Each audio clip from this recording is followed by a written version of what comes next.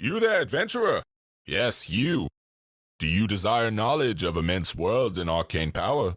A codex of untold stories and lore? Or perhaps simply easy listening for your daily commute? Then feast your eyes, or more accurately, ears, upon Dungeonpedia. Shit's about to get nerdy in here.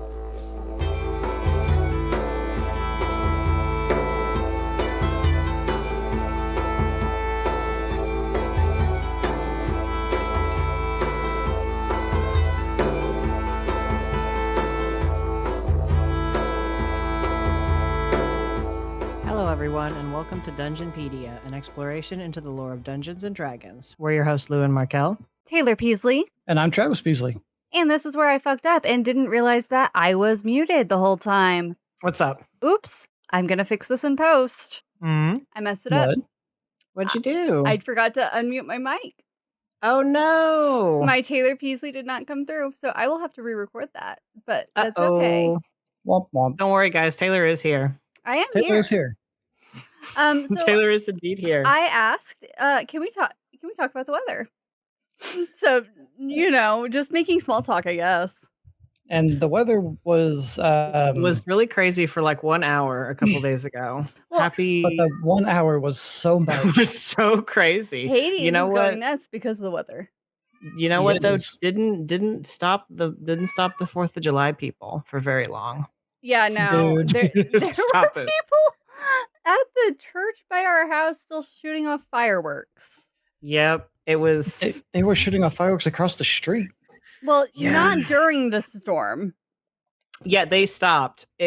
After the bulk of it had passed here, the soundscape became, there's like websites where you can set up like a custom soundscape with like rain and cafe noises, shit like that. It was like rainfall, like firecracker sounds, and then like a giant peal of thunder in the distance, and then there would be like 30 seconds to like 1 minute of uninterrupted rainfall noises, and then it's like you could hear the like, okay guys, I think we're good, and then it's just more firecracker noises. You couldn't actually hear them saying, but you could feel the you could feel the vibe energy. of like you could feel the vibe. You could feel the vibe of okay guys, vibe. we're good, and then they would just set off more fucking fireworks. Dude, there was so many things going on at once. It was just insane. While a tree is downed, on the other side of the street, it's fine. I saw pictures of a carport, like a metal carport wrapped around a telephone pole.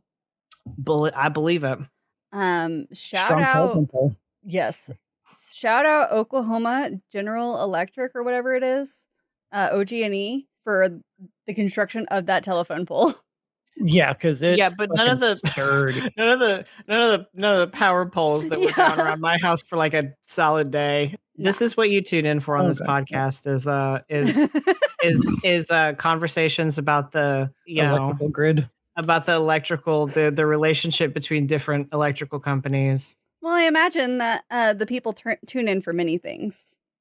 That's just one of them. Many things. Right. Many things. Perhaps they will gladly be tuning in for the deck of many things. Hey. Deck of many things. Oh, shit. So, today we're going to be talking about the deck of many things. That is quite the subject matter. Yeah. So, if this is your first time hearing about the deck, welcome. I have some excellent news for you. This is going to be a trip. In fairness, I've heard of the deck of many things many times, and I'm not even gonna lie to you, I low-key don't even know what it is. Like, well, good. I know the concept, but I don't know how it works. I don't know how it connects to in-universe lore, because I feel like it's I just think of it as like a tarot deck of bullshit that a DM can just like pull out, but I don't know how it I don't know how it functions in universe. And at this point, I'm afraid to ask, but I think I'm going to find out anyway. So. I love how we both have our tarot decks of bullshit. Yeah, I set it up in the little streamer setup. It's beautiful. It felt appropriate. I don't have that. You missed the memo? Yeah. You can borrow one. I'm sure Taylor's got an extra one somewhere in the house. My Tazo deck. Yeah, the Tazo deck, the most important one, really. Yeah. All right, so Tazo, take us into Tazo sponsor us. Take us into the deck of many things. So pop open the deck. I'm sure people have heard from the deck from many sources. I myself heard about the deck when I was a wee child playing Baldur's Gate 2. I still need to play that game. Yeah. It's good, but like, okay, listen, people might come after me, but Whoa, I love Baldur's Gate 3, man. Okay, that is a hot take. I'm not gonna lie. I think that's a hot take right there. I played all of them, and I prefer Baldur's Gate 3. That is a sacrilegious take for some people. I've never played 1 and 2, so I don't have an opinion on it. Mm-hmm. But I know that is a sacrilegious take for a lot of people. We might lose viewers now. It's all right. Our viewers are gonna drop. I still like Baldur's Gate 2. So in the course of running around this little maze, I was goaded into playing a game with a particularly charismatic demon known as the Gambling Cambion. Yes, I know. He did have demon stats. He was considered a demon, but the quest was the Gambling Cambion. I went back and checked.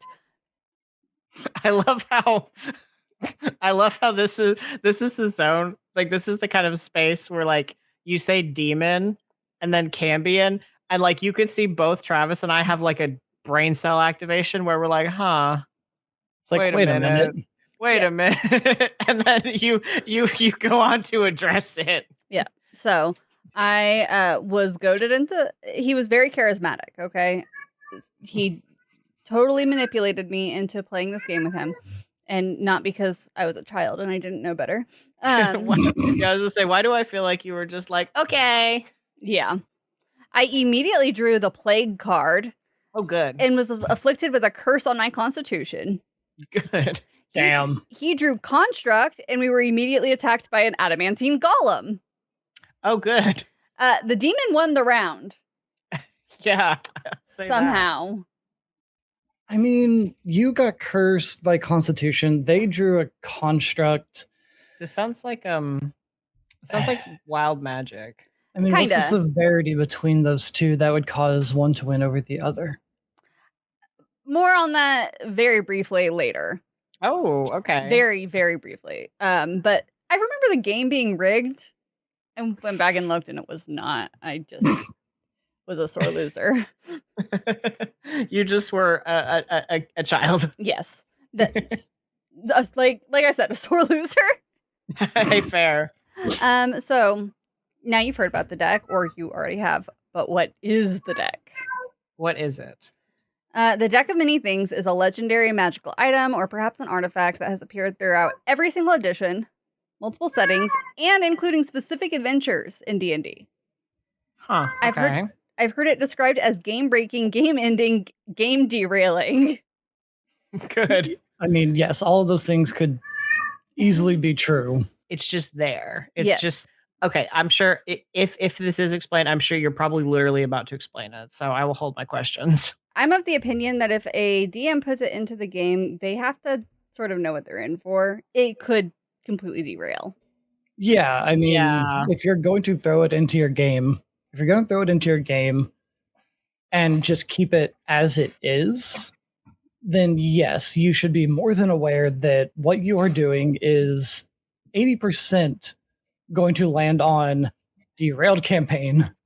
Right. And I feel like it probably is something that I think would take a very good DM to kind of work with that in a satisfying way, because like, you know, from some things I've heard, I feel like it could potentially end up in situations where like it can derail it in a not fun way, or like in a not fun way if it's not kind of handled particularly, I guess you could say. The decks themselves did vary in appearance, from the most worn single copper playing cards to the extravagant parlor game-esque noble tarot decks. However, there were tons of commonalities between every deck. The majority of the decks were 13-card decks, but 1 out of every 4 were 22-card. Ah, okay. Each card has a unique visual corresponding with the title of the card, but those are not streamlined across decks.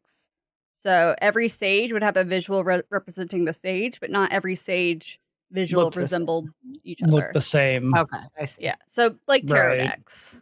Okay, makes sense. I would say playing cards are definitely like more streamlined than the deck of many things. Right, yeah, But, like there's like- very few modern, you know. Definitely like tarot decks and oracle decks have that thing where it's like, okay, they all have something representing the card in question.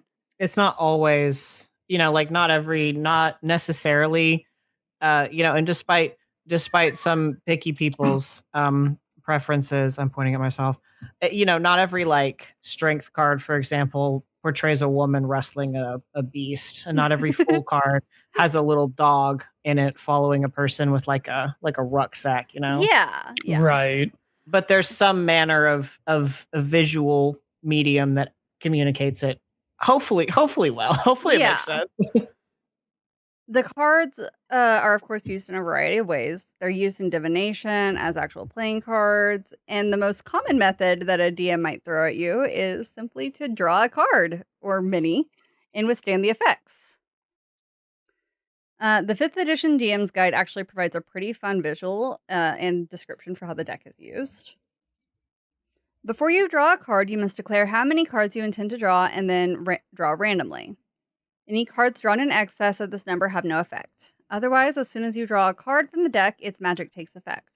You must draw each card no more than 1 hour after the previous draw if you draw more than one. If you fail to draw the chosen number, the remaining number of cards will fly from the deck on their own and take effect all at once. Oh my God. Absolutely not. Once a card is drawn, it fades from existence. Unless the card is the Fool or the Jester, the card reappears in the deck, making it possible to draw the same card twice in a row. Okay. So you can draw the Fool and the Jester twice, but nothing else. No, I'm incorrect. Oh, I okay, never mind. I read that backwards. Or perceived it backwards. You know what I meant. I'm JK. I'm like quivering in anticipation for you to get to the part where you list out what all the cards are. Oh yeah.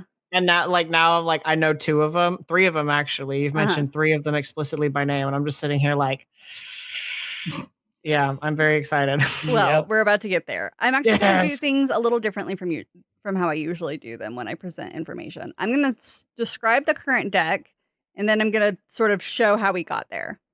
Okay. So the current deck of 13 includes the Uriel, the Flames, the Jester, the Key, the Knight, the Moon, Puzzle, Rogue, Ruin, Skull, Star, Sun, the Void, and Throne. Ooh. Now, sorry. for the deck of 22, you add in Balance, Comet, Donjon, the Fates, Fool, Sage, and Talons. Talons. Okay, and the I'm assuming the way you've read them off is purposeful in that some of them have the proper like the in front of it, and some of them don't. It also varies from edition. It varies to edition. okay. You can honestly, I feel like most of the ones that are like proper nouns, you could probably just put a the in front of if you wanted to. And it's fine. It's okay. fine, yeah. But I will say the Fates and the Void can like all have the right, yeah, across everything. Right, which makes sense given. Yeah. You have that the makes sense. Void behind you. I do have the Void behind me. And he is taking a nap. He is Also, snoozing. I cannot ever hear the term fool without in my head hearing it from the Binding of Isaac. The Fool. Oh yeah, when you pick up a card in the Binding of Isaac, the narrator says the tarot card in a very fun way. Yeah. Well, I say very fun. It's just intense, but it's enjoyable.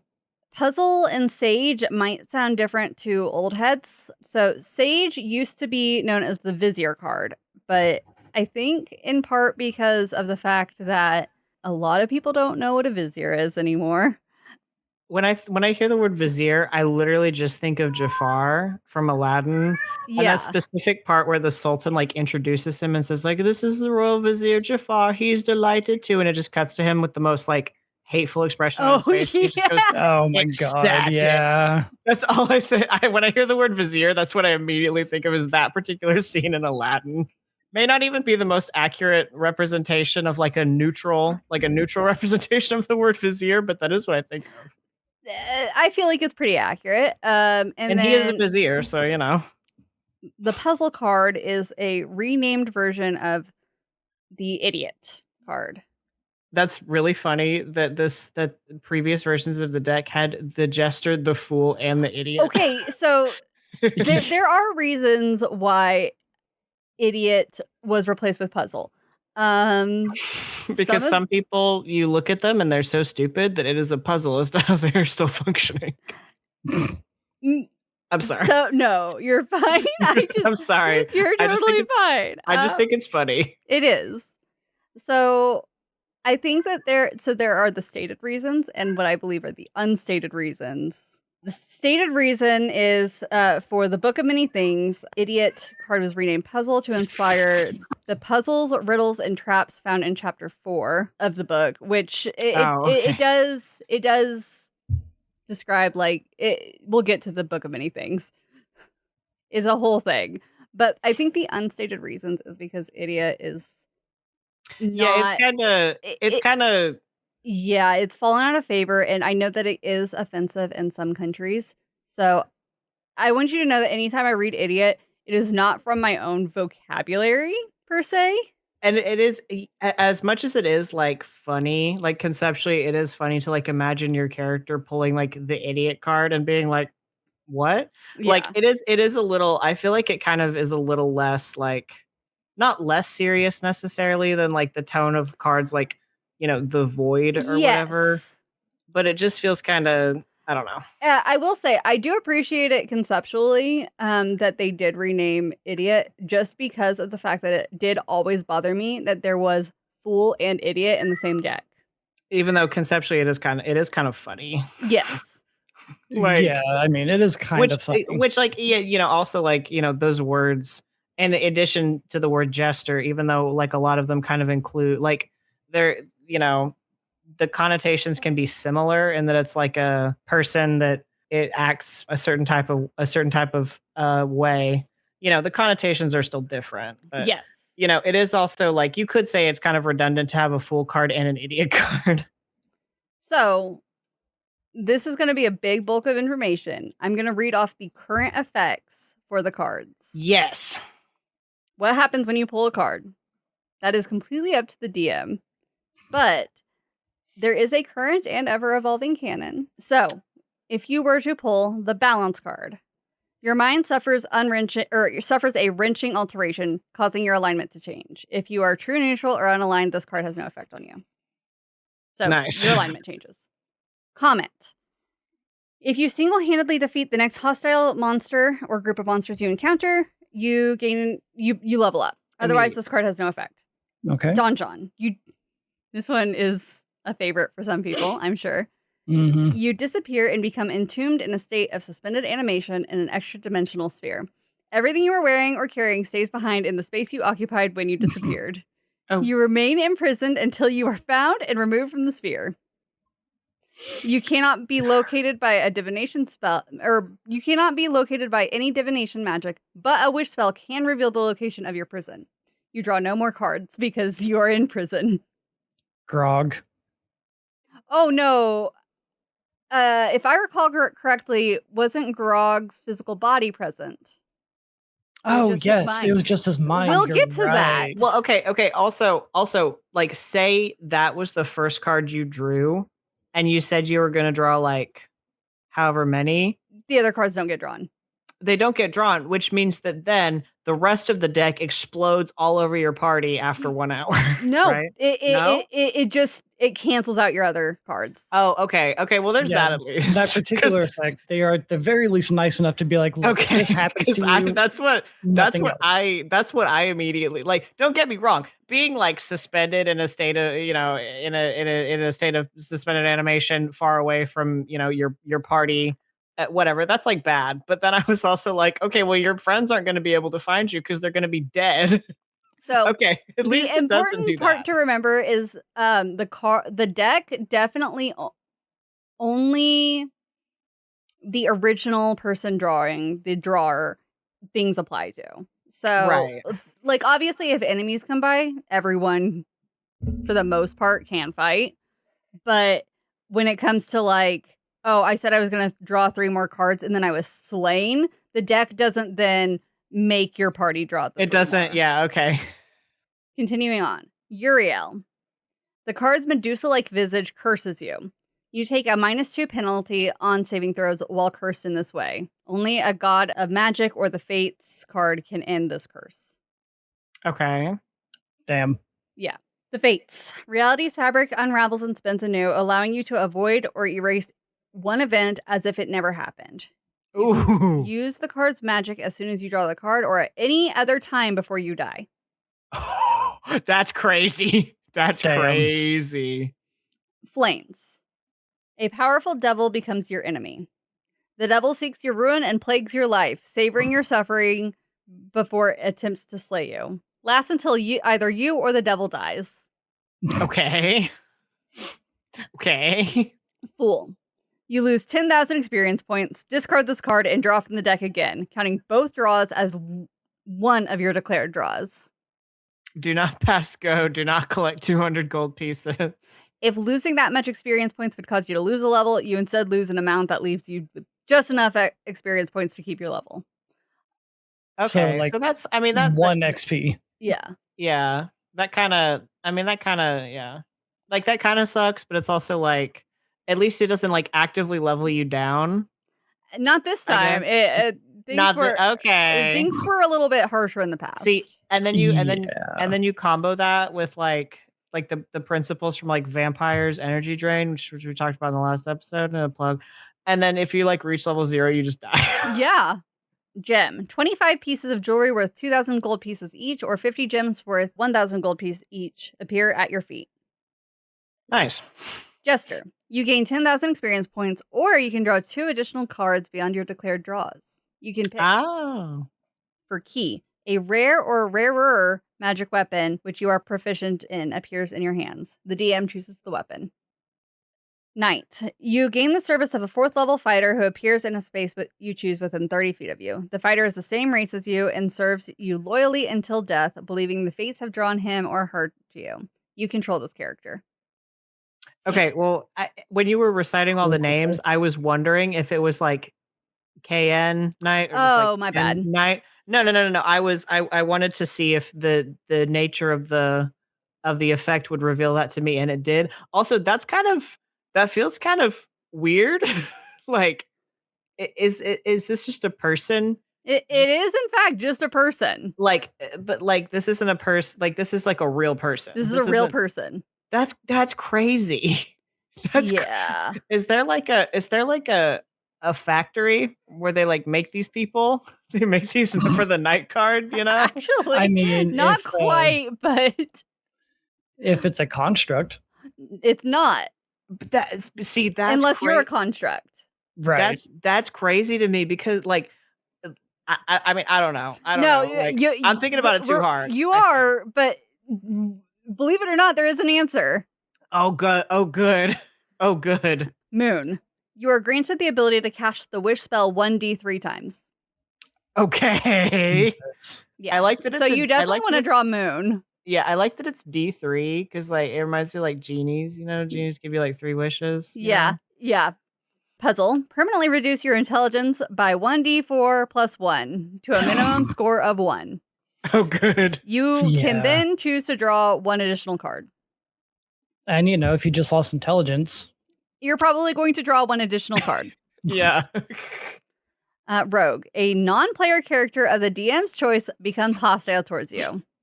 The identity of your new enemy isn't known until the NPC or someone else reveals it.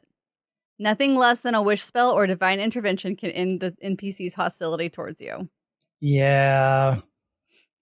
I pulled that card before. Yep. In the game that we all play with each other, actually. Hey, at least it's not I mean, I guess depending it could there's a chance it could potentially be worse.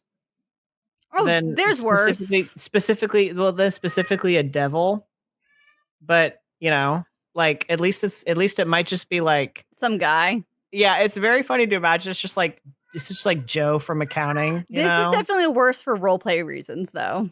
Yeah, because then it could be like your mom or something. Yeah, like whereas if it's like a devil, it's kind of like, well, depending, like if you're probably playing like a good aligned character, like you might end up in a situation with a devil as your enemy anyway.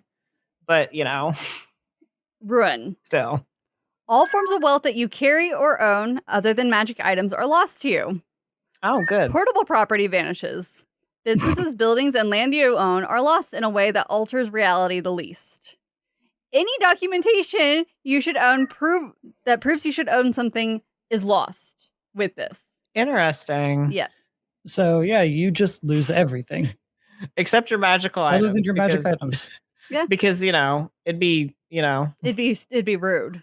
Yeah, it'd be hard to walk away from that encounter maybe if you lost your your magical sword. Sage. At any time you choose within 1 year of drawing this card, you can ask a question in meditation and mentally receive a truthful, helpful answer to that question. Okay. That's good. Skull. You summon an avatar of death, a ghostly humanoid skeleton clad in a tattered black robe and carrying a spectral scythe. It appears in a space of the DM's choice within 10 feet of you and attacks you, warning all others that you must win the battle alone. The avatar fights you until you die or it drops to 0 hit points, whereupon it disappears. If anyone tries to help you, the helper summons its own avatar of death. A creature slain by an avatar of death cannot be restored to life. Oh man, that's crazy. Just imagine that chain reaction. Yeah, it's just avatars TPK. Of death. It's just avatars of death all the way down. Just avatars. That's crazy. Yeah. And it says cannot be restored to life. I mean, I assume that the gods can do whatever they want, but that means you can't use a wish spell. Yeah. To bring someone back. Either. And since they're so specific about like that a wish spell or whatever is the only way to negate certain effects from the other cards, I feel like if that were the case, they would probably outline it, Yeah. Star. Increase one of your ability scores by 2. The score can exceed 20, but cannot exceed 24. Oh. Okay. I mean, that's nice. That's a nice little bonus. Yeah. Is it like can the player choose? Yes. Or is it just at this point, yes. Okay.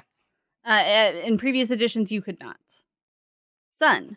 You gain 50,000 experience points in a wondrous item, which the DM determines appears in your hands. Nice. Talents. Every magic item you wear or carry disintegrates. Artifacts in your possession aren't destroyed, but they do vanish. Okay, that's very. I like how it says they aren't destroyed, but they do vanish. Yeah. Like, okay, thank you. Those are functionally the same for me anyway. Yeah, exactly. Because it's like, where are they? I don't know. Throne. You gain proficiency in the persuasion skill, and you double your proficiency bonus on checks made with that skill. In addition, you gain rightful ownership of a small keep somewhere in the world. However, the keep is currently in the hands of monsters, which you must clear out before you can claim the keep as yours. Still sounds cool. You get a side quest and a keep. Hell okay. Yeah. All right. I like okay. And then the Void. This black card spells disaster. Your soul is drawn from your body and contained in an object in a place of the DM's choice. One or more powerful beings guard the place. While your soul is trapped in this way, your body is incapacitated. A wish spell can't restore your soul, but the spell reveals the location of the object that holds it. You draw no more cards. Okay. Yep, and then you have to go and get them. Mm-hmm. I like how some of these are sort of like some of them are kind of like soft inverses of other cards, and some of them are also kind of like related in some ways, like how this last one is almost similar to like the suspended Donjon? animation one. Yeah, yeah.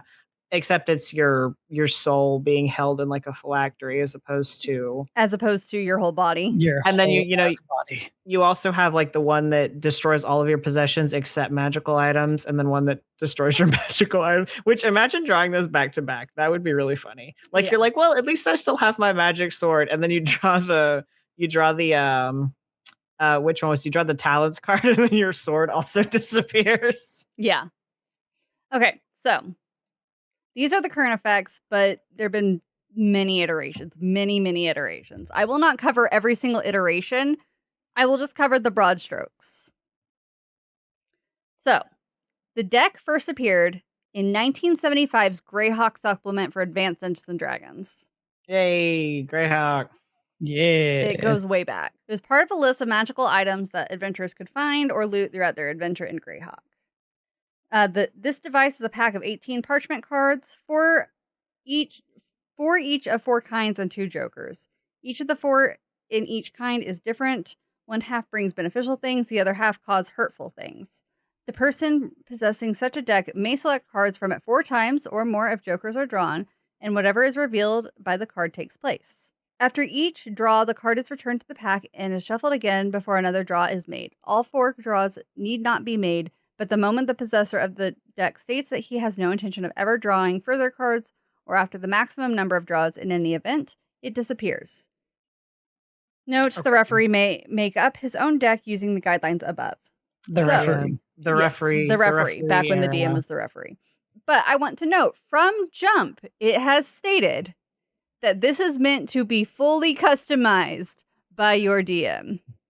I will hear no people saying, but back in the day, it was like this. No, from jump, it wants you to customize it.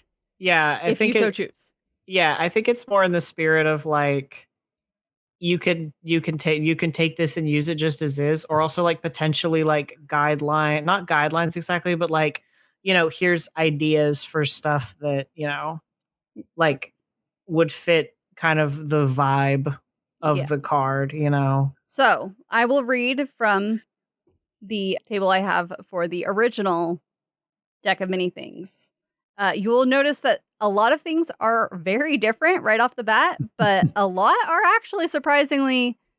You can see the lineage, see the foundation. Yeah.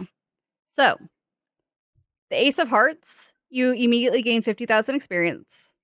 Okay. The King of Hearts, yeah, gain a miscellaneous magic item from any table of your choice. The Queen of Hearts, gain 1 to 3 wishes to be taken when you like. Nice. The Jack of Hearts, help from a superhero with +3 armor, shield, and sword for 1 hour when you call for him. Superhero. Hell yeah. Basically, if I recall correctly, superheroes were basically just allies you could call upon. Okay. Yeah. You just throw up the bat signal. Essentially. This is really good. I know. So I looked up the like titles basically for the different levels of classes in first edition. Mm-hmm. So a superhero, it says it's basically more like Conan the Barbarian or King Arthur rather than, you know, like an actual like Superman or Batman or what have you. Oh, cool. They are 8 men strong.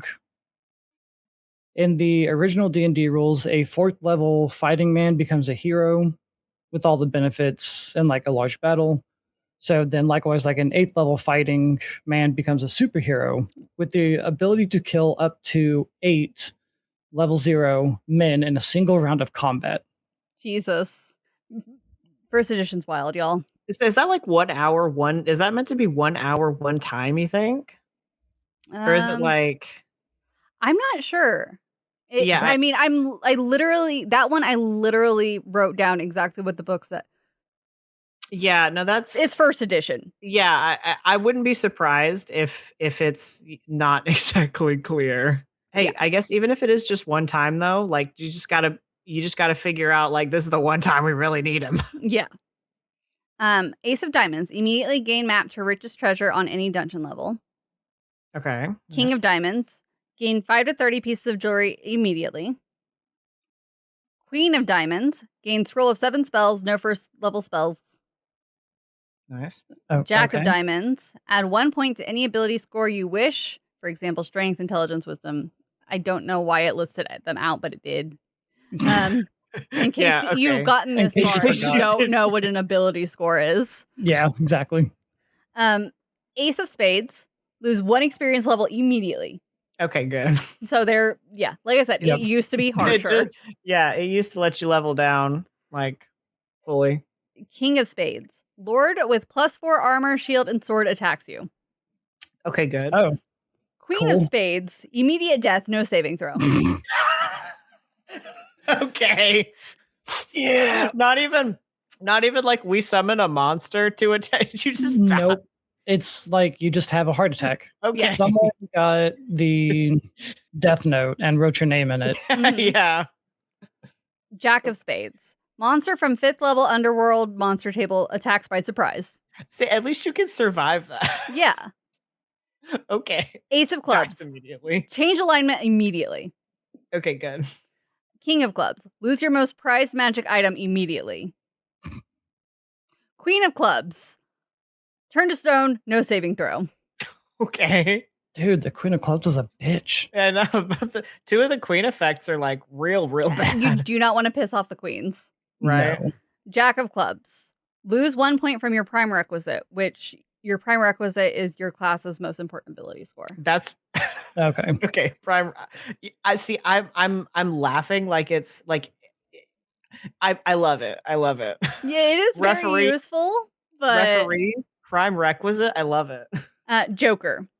Gain 25,000 experience points immediately and select 2 additional cards.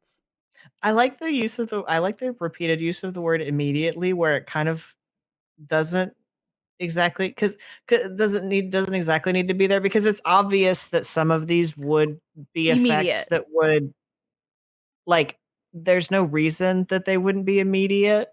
Yeah. I guess I don't like I know that sounds like I'm nitpicking, and maybe I am, but it's just really funny to me. You can tell when things were written for first edition.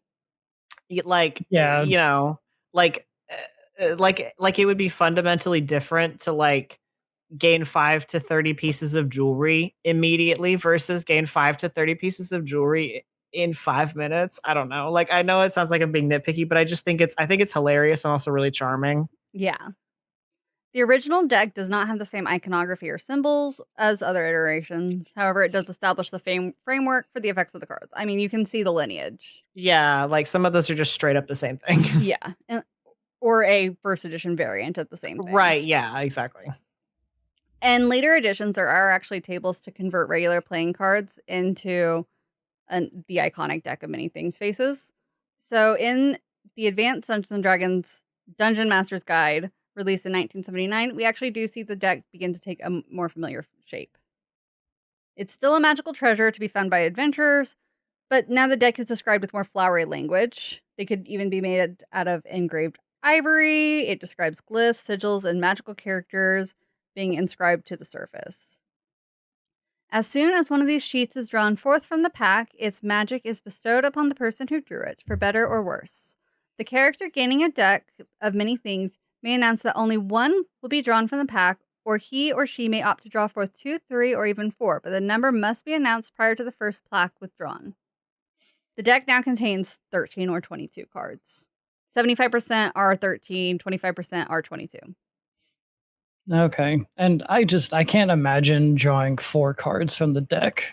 Like, that's too many. That's too many. You have a gambling problem. Like, yes. Like, but also, like, I do think that, we're a little biased, I think, because we know what they actually do. Mm-hmm. Even though, I don't know. I think I still wouldn't do, even if I didn't know. Yeah, like, I'm too anxious and I played too much D&D. Right, yeah, especially if I lived in a world where, like, magic existed. and gods and devils and stuff, like there's explicit proof that those things existed, I would be like, there's too much that could happen. So there's too much that could happen. Let me quickly rattle off the effects. Now, this actually puts all of the effects pretty succinctly in the table.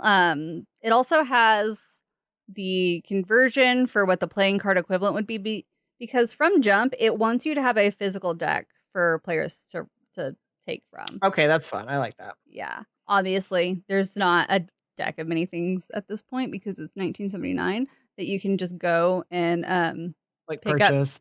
Yeah. From your local game store, but it wants you to be able It still to wants you to participate in the draw. Draw. Like it makes it more exciting. So, balance, change alignment, or be judged. I don't know what the or be judged means. I couldn't find anything. Or be judged. You're being judged by your friends for not participating in the role play. For not participating in the role play. Comet, to defeat the next monster you meet, gain 1 level. Don John, you are imprisoned. You are imprisoned. It doesn't specify the okay. You are imprisoned. The town guard just shows up and carts you off to the dungeon. That's it. Uriel, -3 on all saving throws versus petrification. It's very specific this time. I mean, that's inconvenient, but Fates, avoid any situation you choose once. You may avoid it once. Okay. So I choose to not be imprisoned. Thanks. Right, yeah. Flames, enmity between you and a devil. Fool, lose 10,000 experience points, draw again. Gem, gain your choice of 20 jewelry or 50 gems. Idiot, lose 1 to 4 points of intelligence, you may draw again. Jester, gain 10,000 experience points or 2 more draws from the deck. Key, gain a treasure map +1 magic item or magic weapon. Nice. Knight, gain the service of a 4th level fighter. Moon, you are granted 1 to 4 wishes. 1 to 4. 1 to 4. It used to be more generous with the wishes too. You can get an extra one this time. Rogue, one of your henchmen turns against you. Henchmen, yeah. Henchmen. This is back during the henchmen days. Ruin, immediately lose all wealth and real property. As opposed to fake property. I believe in this case, real as in real estate property, because I guess you could be a landlord in first edition. Yeah, there was quite a lot of that. I mean, don't worry though, you still get your you still have like your like MMO housing and like your VR hangouts, you still have that. Skull, defeat death or be forever destroyed. Cool. Okay. Star, immediately gain 2 points on your major ability, aka your prime requisite, aka whatever. Yeah. Sun. Yeah, we should bring back prime requisite. I do like the wording. Gain beneficial miscellaneous magic item and 50,000 experience points. Nice. Cool. Talons. All magic items you possess are torn from you. That's very dramatic phrasing. Very dramatic. Torn from you.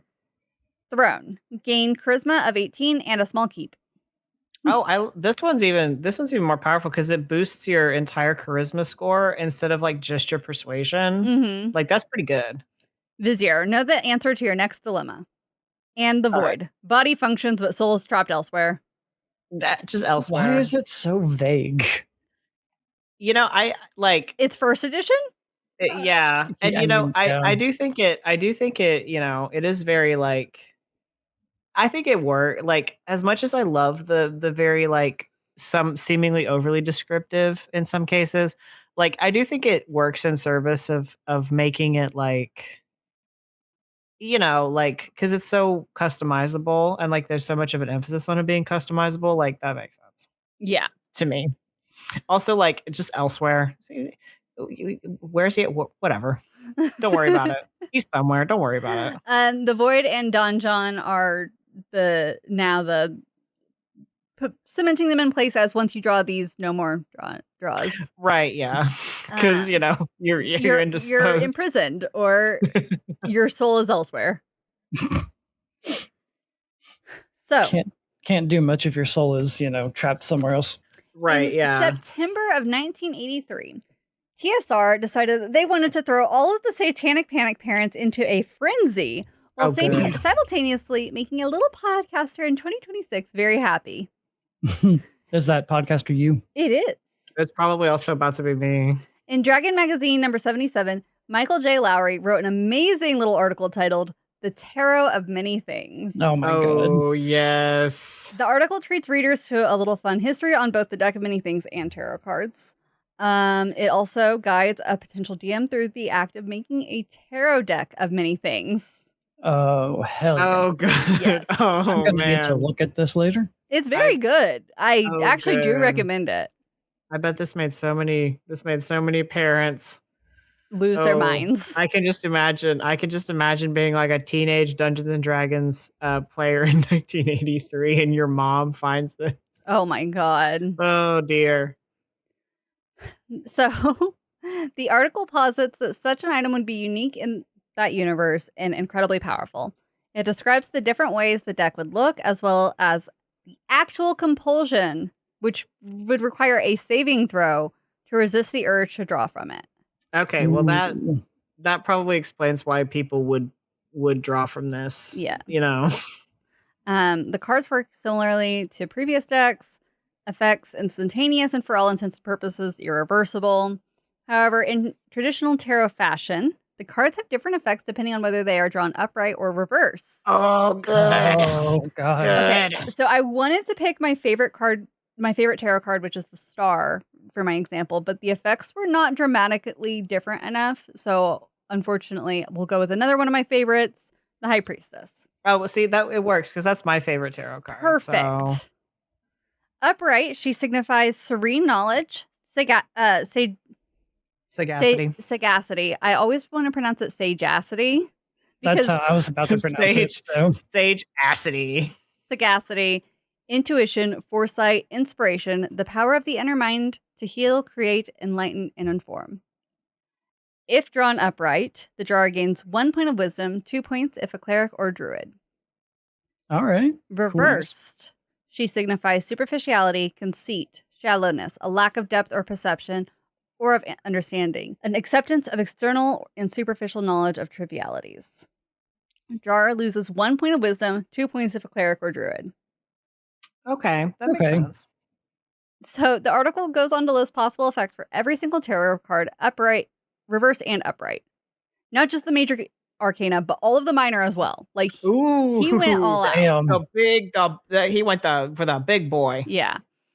As an aside, Michael Lowry also seemingly uses the article to shout out some of his favorite tarot decks and the artist. I just want to say, Michael Lowry, I see you and I appreciate you. That's really That's really good. So, in August of 1989, Dragon Magazine 148 brought us Luck of the Draw, which was written by Robin Jenkins. The article is written as a short snippet of a story as a dialogue between the wizard Basil and Jared, a mercenary he's commissioned a number of times. Basil wants to know all there is to know about the deck, but he's not inclined to get hands-on information, if you know what I mean. Fair. Yeah, I don't blame him. So he hired Jared and his crew to obtain information on the decks. In the course, they found several decks, decided to pull from them, and of course, hijinks ensued. Of course. Basil is uptight. Jared's a bit of a sarcastic ass, kind of a prankster. And there's a bit of hostile interrogation, honestly, as Jared details what happened with each of their draws and what they learned of the deck's origins.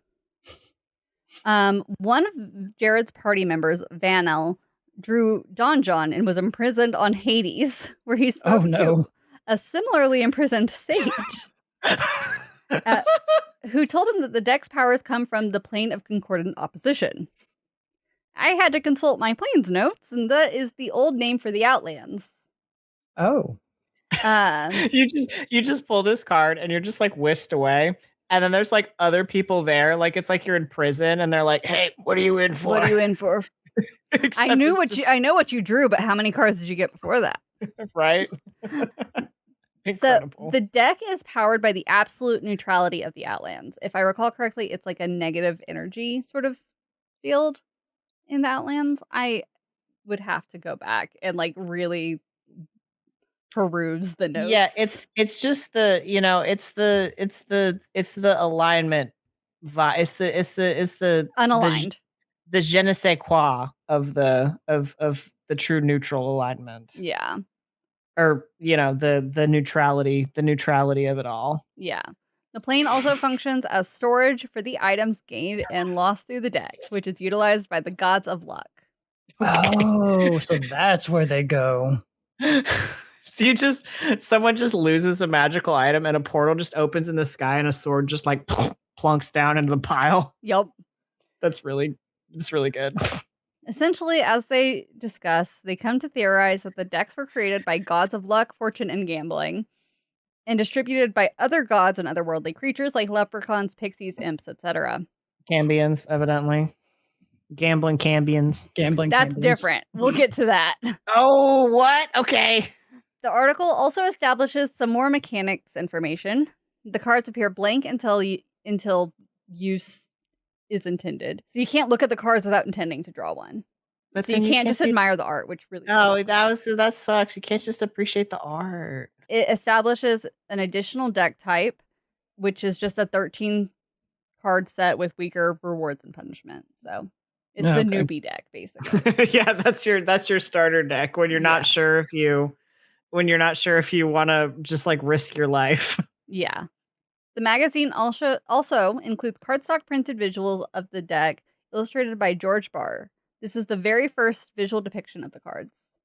Ooh. Oh, that's really cool. Yeah, and because it's Dragon Magazine, they're just like in like the perforated little cardstock that you can oh my use god, so that your players I can love actually that. draw from a deck that you created. And it has this one that we actually have. I don't know because I know that we have several that have the original cards that were created for that magazine.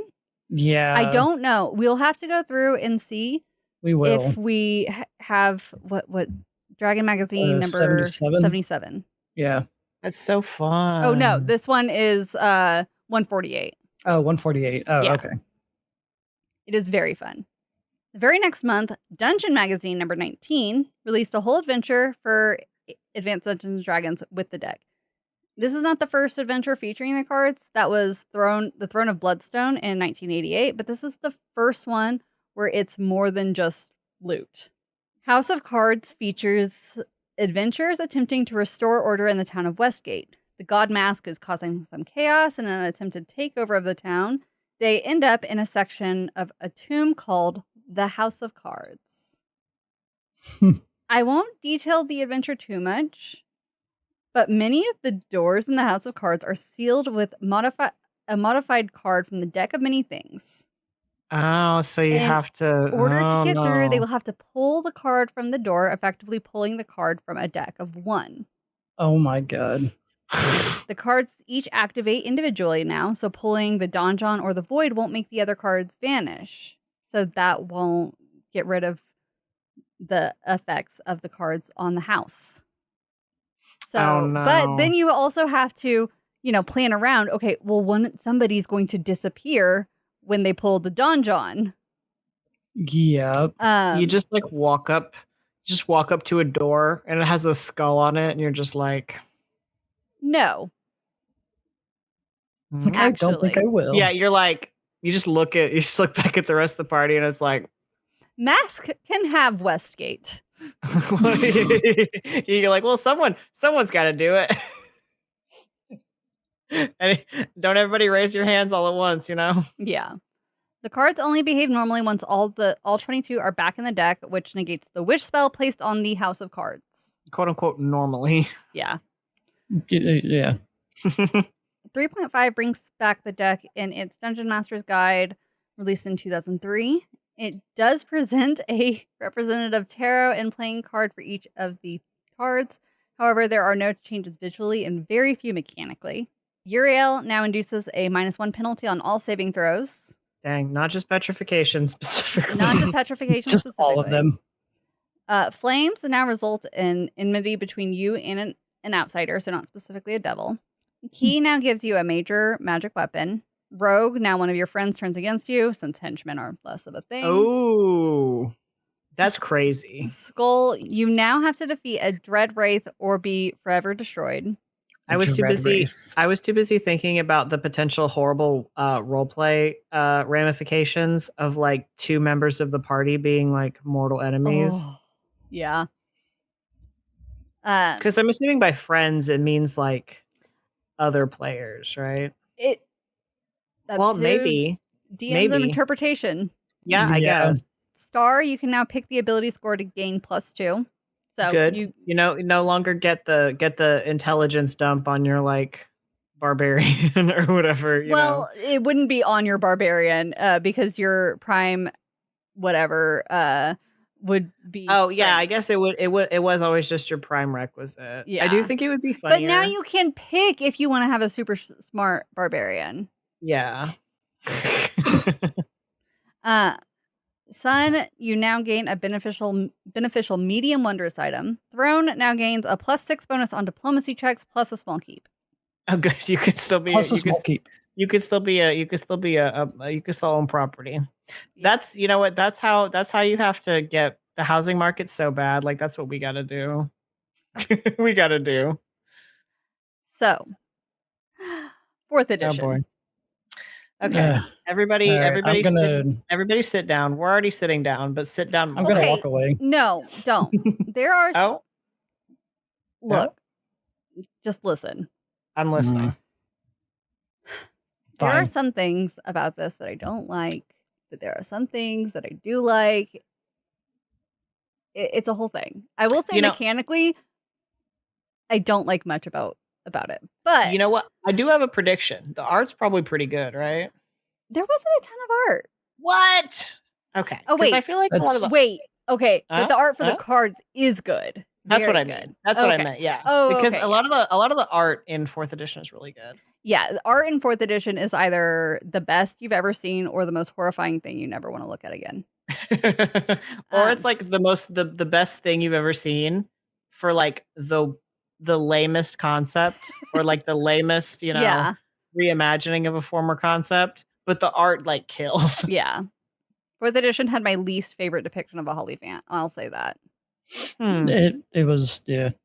Okay, so 4th edition brought us a new backstory to the cards, as well as some interesting changes. I'm bracing myself. So, for one, the deck is now an artifact, which in 4th edition basically means that it's sentient and has its own goals. Okay, that's kind of fun. I think it is interesting.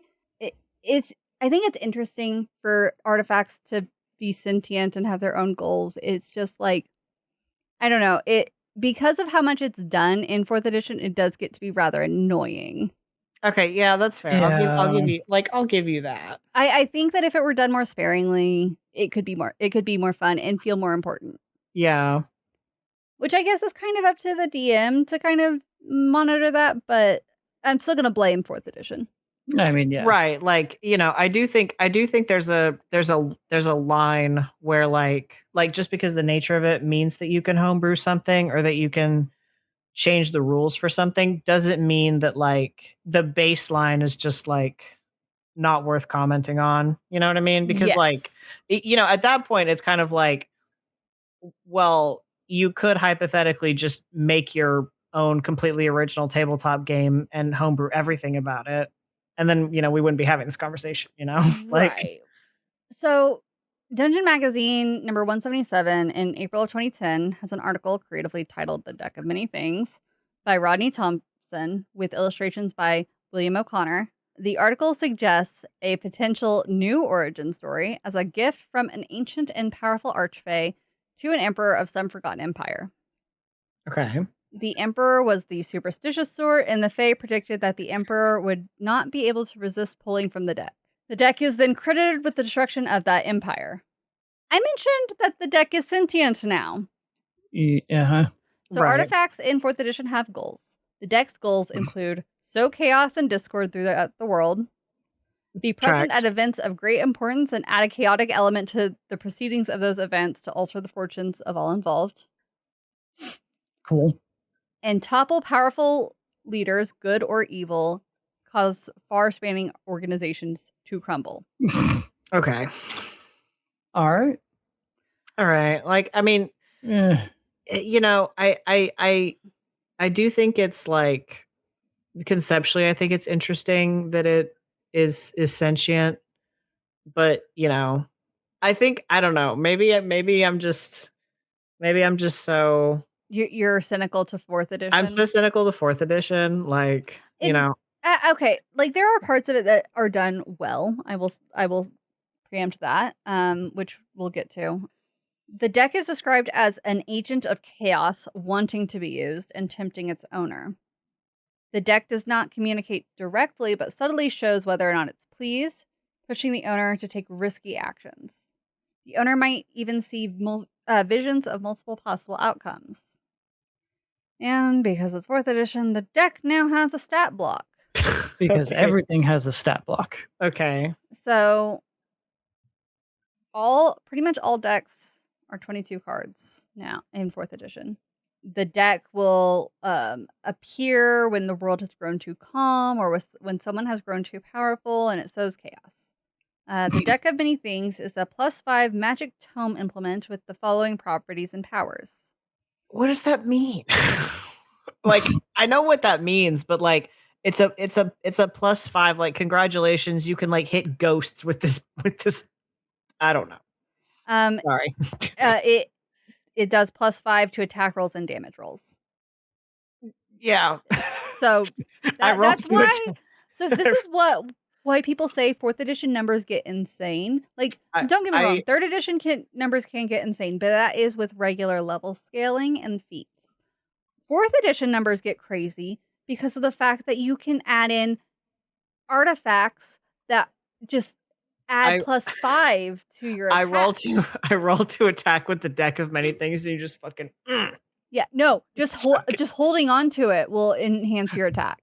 Of course. Okay. Yeah. Whatever. Yeah. It's fine. It's fine.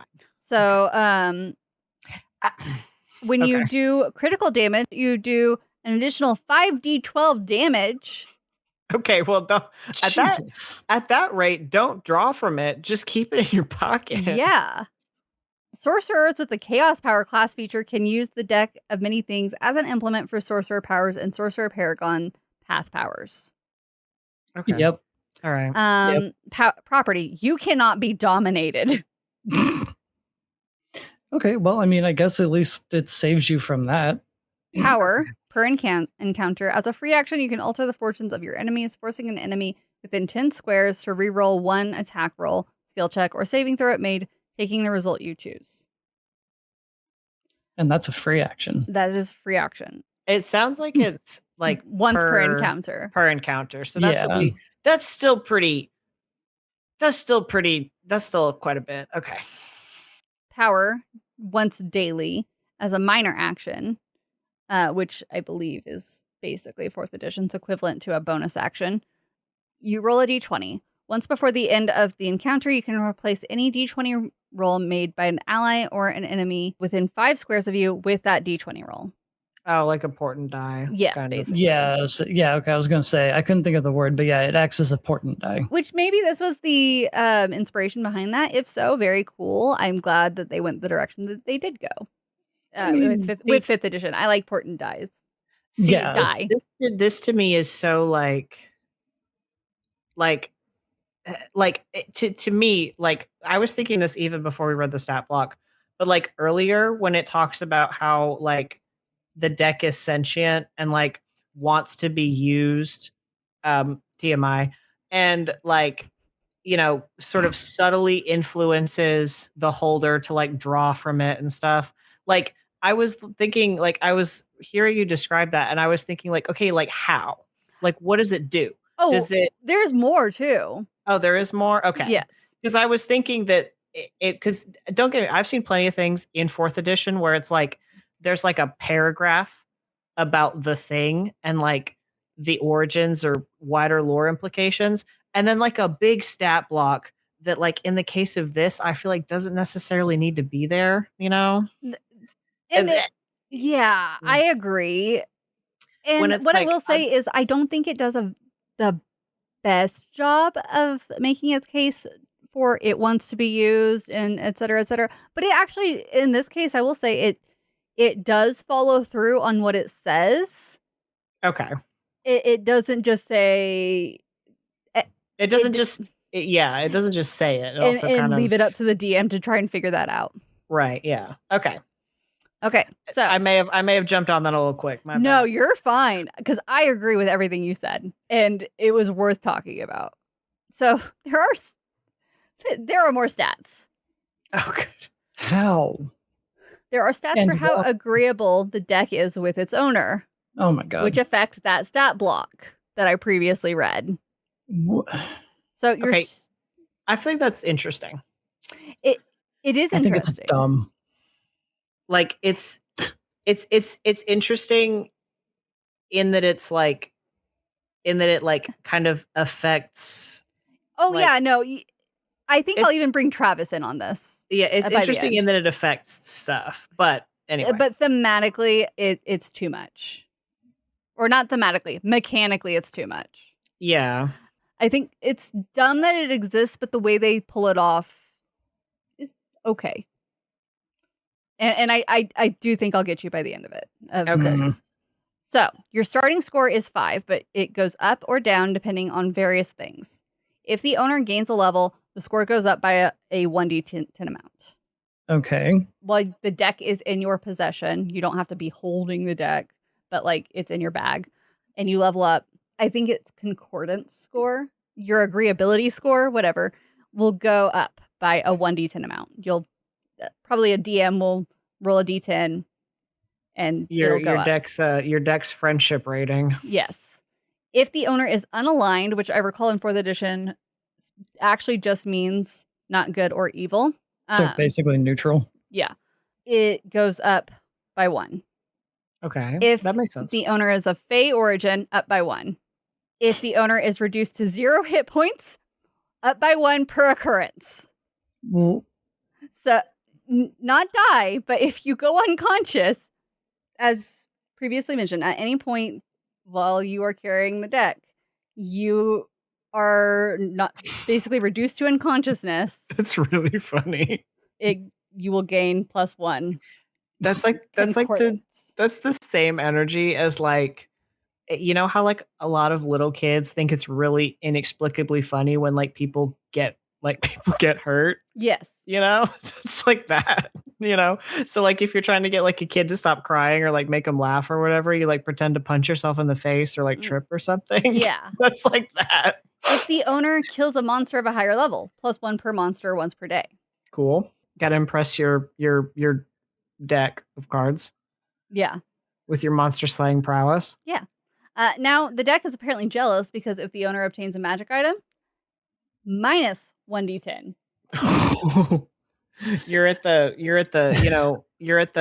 your local occult shop and you see like a nice looking tarot deck and you're like, oh, maybe I should pick that. And you just feel the deck of many things just like radiating hatred from your pack. It's like, don't even think about it. And the deck really likes magic because if you go a day without casting an arcane spell, -1. Oh oh no. my god. It's so jealous and petty. It is very jealous and petty. Now that we've gone through everything, how do you think your deck feels about you? Well, given that I have never managed to cast an arcane spell in my life, and I don't think ever slayed a monster of any level, probably not very good. How many times do you think you've been reduced to 0 HP though? Like once maybe. The time that I almost died of septic shock? No. I'm talking about the time that I almost died of an allergic reaction when I was 4. Oh, okay. That's fair. If your score is between 16 and 20, so Lewin, this is not for you. Oh, boo. Okay. The deck is pleased with you. The deck gives the owner better than average odds of drawing good cards and these new stat changes. So these are all going to be changes to the property and a specific type of standard action that you can do once. It says daily, but for reasons I'll get into later, you can only do it once. Because you won't survive the day. Maybe for some of them. Maybe. Yeah. You could still, even if you have better odds, you could still get unlucky. Yeah. So property. Anytime you roll a result of 1 on any die, re-roll that die until you have the result of anything other than 1. Okay. All right. That's, you get a guaranteed 2 wishes at least if you draw the, which one is it? The moon? Oh, this is while you're holding the deck and you're like fighting. Oh, right. That's the dice, or the deck's fucking combat. Yeah. Yeah. So, yeah. Okay, never mind. I'm annoyed again. But it is cool. Yeah, like it is. Yeah. It is cool. It is cool that the the system exists. Like, and it's cool that the system modifies itself. Yeah. Yes. For the standard action that you can do once daily / once ever, you draw 3 cards from the deck of many things, and then choose any one card that you drew, resolving the effect of that card. Okay. Which is how you're able to mechanically get the deck to give you good cards. Right. Yeah. So, if your score is between 12 and 15, the deck is satisfied with you. It is pleased with your chaos and begins to tempt you into drawing by sweetening the deal. This is left up to interpretation on what that means. Mm-hmm.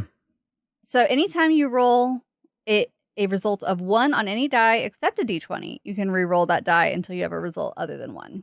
So it's the same as before, but d20s are off the table. So you can re-roll your damage and stuff. Yes. Now, for the standard action, draw 2 cards from the deck of many things, and then choose any one of the 2 you drew. Okay.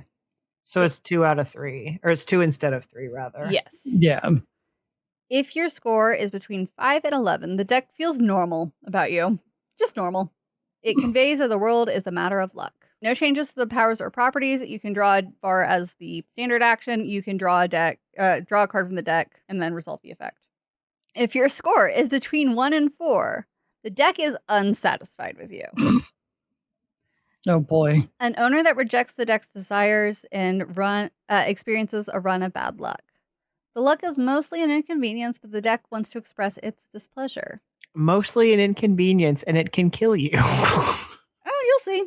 Oh, gosh.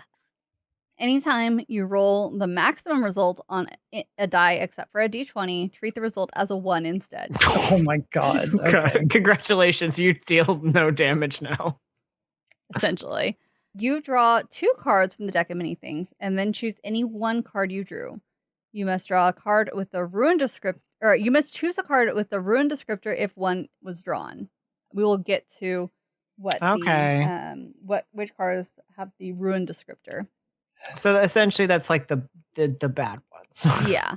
If you manage a score of 0 or lower, it can go in the negatives. It can go in the negatives. The deck is angry with you. Ooh. It is now very dangerous to you. Anyone drawing from the deck is likely to find extremely bad luck while it is in your possession. Anytime you roll the maximum result on a die, treat the result as a 1. You cannot roll natural 20s. Crit fail. You draw 3 cards from the deck of many things, and then choose any one card you drew. You must choose a card with the rune descriptor if one was drawn. I see. Okay, so it makes you draw 3 of them, and if one of them has ruin, then you have to pick. Yeah. Pulling from the deck at any time now causes so for all of these, once you, it's up to the discretion. But my read on this was that it read as at any time that you draw. But I guess this is probably a DM's decision about when the deck is ready or what have you, to sort of tally up your how it feels about you. At any time after that, drawing from the deck will cause it to move on, where it will vanish into thin air and move on to its next owner. Oh. And depending on how badly you think you've done, you might just kind of take it and just leave it somewhere, you know? If you haven't been not drawing from this. If you haven't been doing anything too chaotic or too magical. Though honestly, the deck of many things, it would probably just like reappear. I feel like it's this the kind of thing where like it would do that if you tried to get rid of it. It would just like reappear, you know? Yes. So The cards effects have changed extensively. Some are good, some are annoying. Most are probably annoying. Okay, but I do think, Travis, did I get you on that? The changes that it made based on how it felt about you is interesting. I don't think you got him. I hate to say it. I don't think you got him. I mean, it's kind of a cool idea for sure, but the fourth edition like mantra, like I just feel like, Yeah. especially like with all of that, that's just way too many numbers to like keep track of constantly. Yeah, and it's just very like, I don't know. It's fine. I'll admit that I don't hate it like as much as I hate like any other 4th edition thing, Yeah. but I'm not like 100% for it either. Yeah. It just feels like, I don't know. I don't know. It's fine. So let's go ahead and read through the changes to the deck because this will make you very angry. Oh God. Let's just start right off the bat with one that I'm sure is going to annoy many people. Balance. Immediately be given one of 2 side quests based on your alignment. Not too bad. Okay. Except for then, after completing the side quest, you can choose whether or not to change alignment. What's the fucking point? What is the point? That is completely useless. They don't even tag on the or be judged. Yeah, or be judged. Or be judged. So the side quest, if you are good, you have to do a very evil thing. You have to kill a good creature or person, basically. And then if you are bad, you have to basically try to seek redemption. Go donate 1,000 gold to the orphans. Yeah, you have to go volunteer at the soup kitchen. Well, it actually does like spell out. It's like stuff, a full it's it's kind of lame. Like a full thing. That is that's it would like I love side quests. That's fine. It's more that you can choose, right, whether or not you're going to take the alignment change. That's like it's supposed to have consequences. Right, and it's just like free. You know what I mean? Like, it's not like there's some like I would you could if you could like choose to keep your alignment but take a penalty.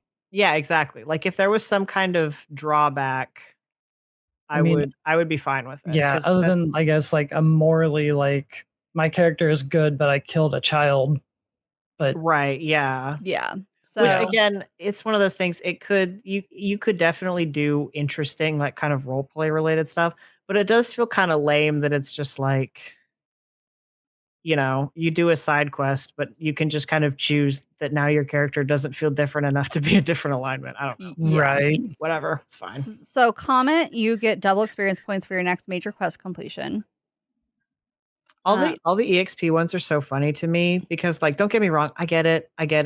But like as a person who has only milestone leveling, I'm kind of like, okay. Useless. All right. Yeah. Cool. Donjon. You are imprisoned in a dreamless sleep. Your body vanishes and your party gains a major quest to find you. DM's call where you are. Nice. Okay. I mean, it's roughly the same. It's roughly the same. It's fun. Uriel. -3 on all saving throws. About the same. Remove affliction plus a natural 20 saving throw resolves this. I don't love that you can resolve the... You could just resolve it through relatively normal means. Yes. Yeah. So, I mean, I would assume that you couldn't necessarily just keep. Yeah.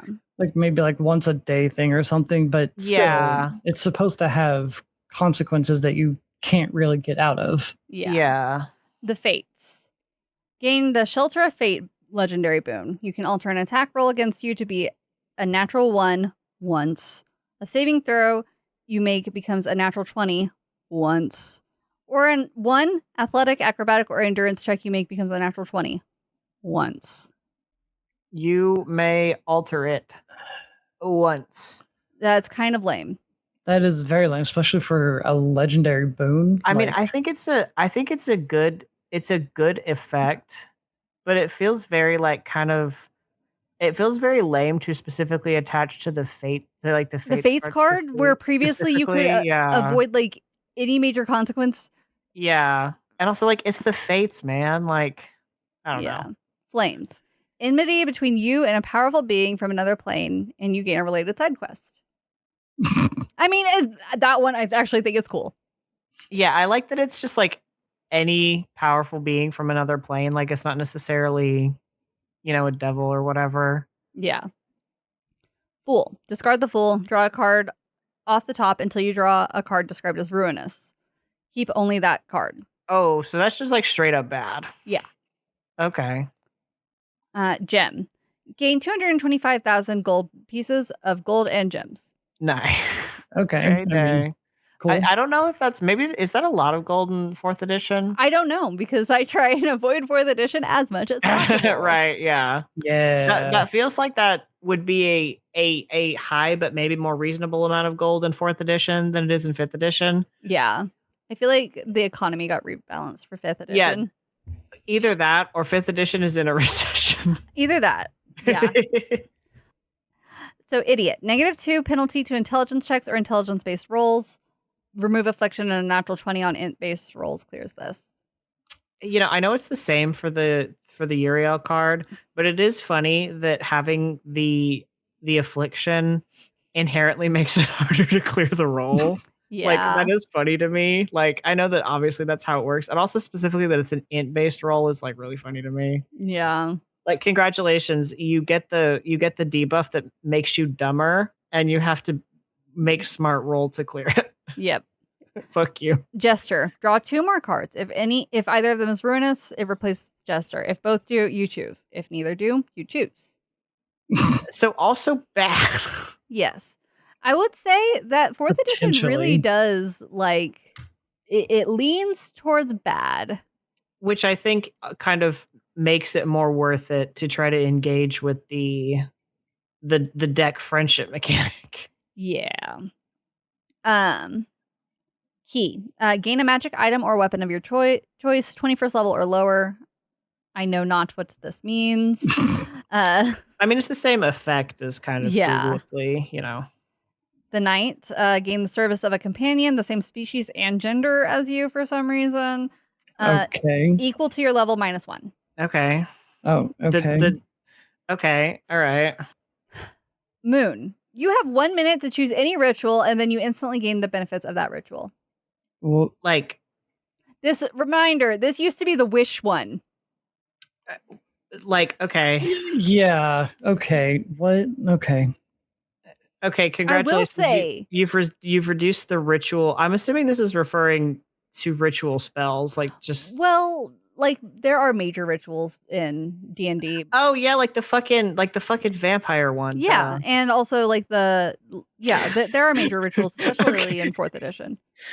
Okay, well, given that that's the only ritual in 4th edition that I could think of off the top of my head, I guess I have now decided to turn one of my friends into a vampire. For some reason, all I could think of was the Rite of Thorns from Baldur's Gate, so I guess I am secluding the grove, so we nailed it. Congrats. I will say thematically, it works, but it's the wish card. Why did you take away the wishes? It's just it's fine, but it's like kind of it's lamer than what they had before. So like, why? Yeah. It just if it ain't broke, don't fix it. Exactly. Rogue. You gain the enmity of one of your companion characters, a community or religious leader secretly. You then gain a related side quest. Okay, I do like the way that one is kind of spelled out. Like, yes. Because like one of your companion characters is so juicy. Mm-hmm. Ruin. All of your magic items turn into residuum worth 80% of their original value. That one, I feel like they actually pulled the punch on.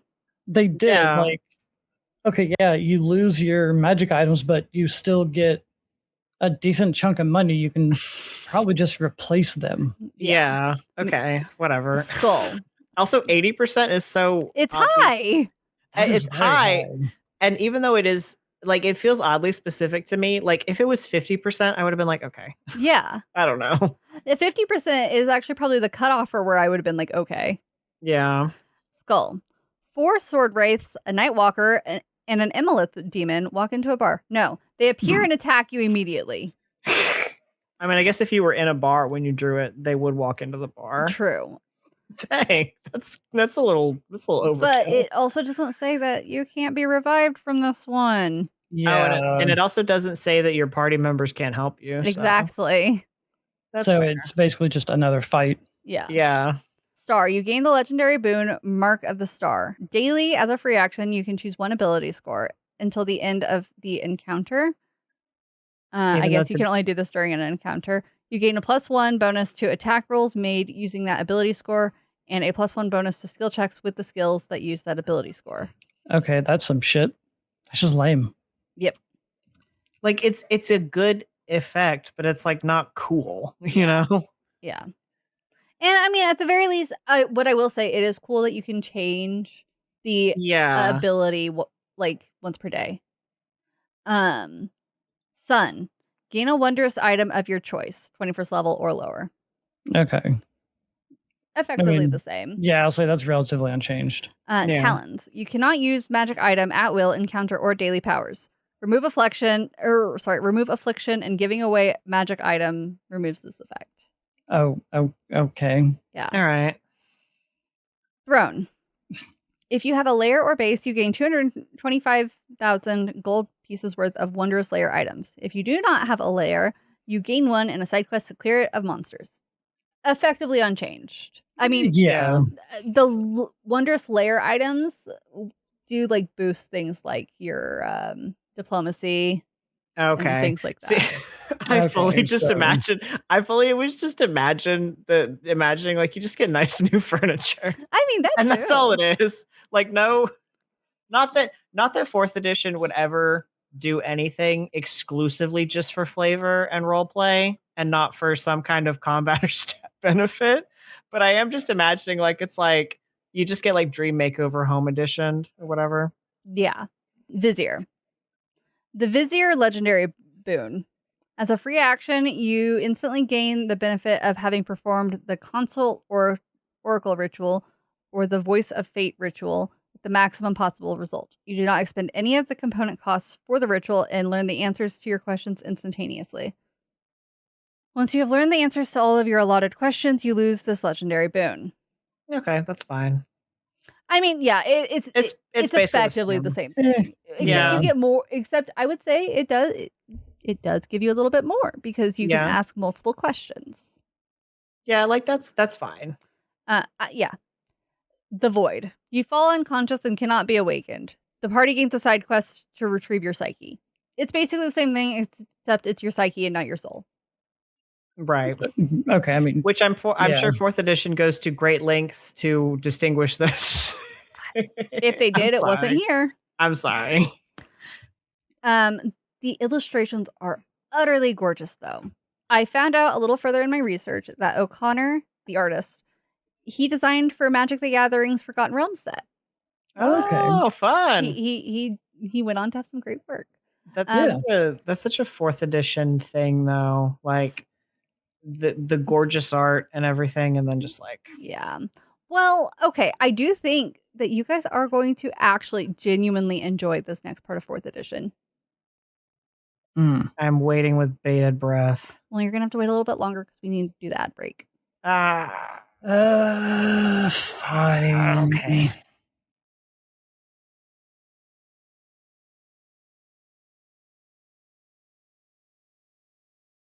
Hey, everybody. Thank you so much for listening.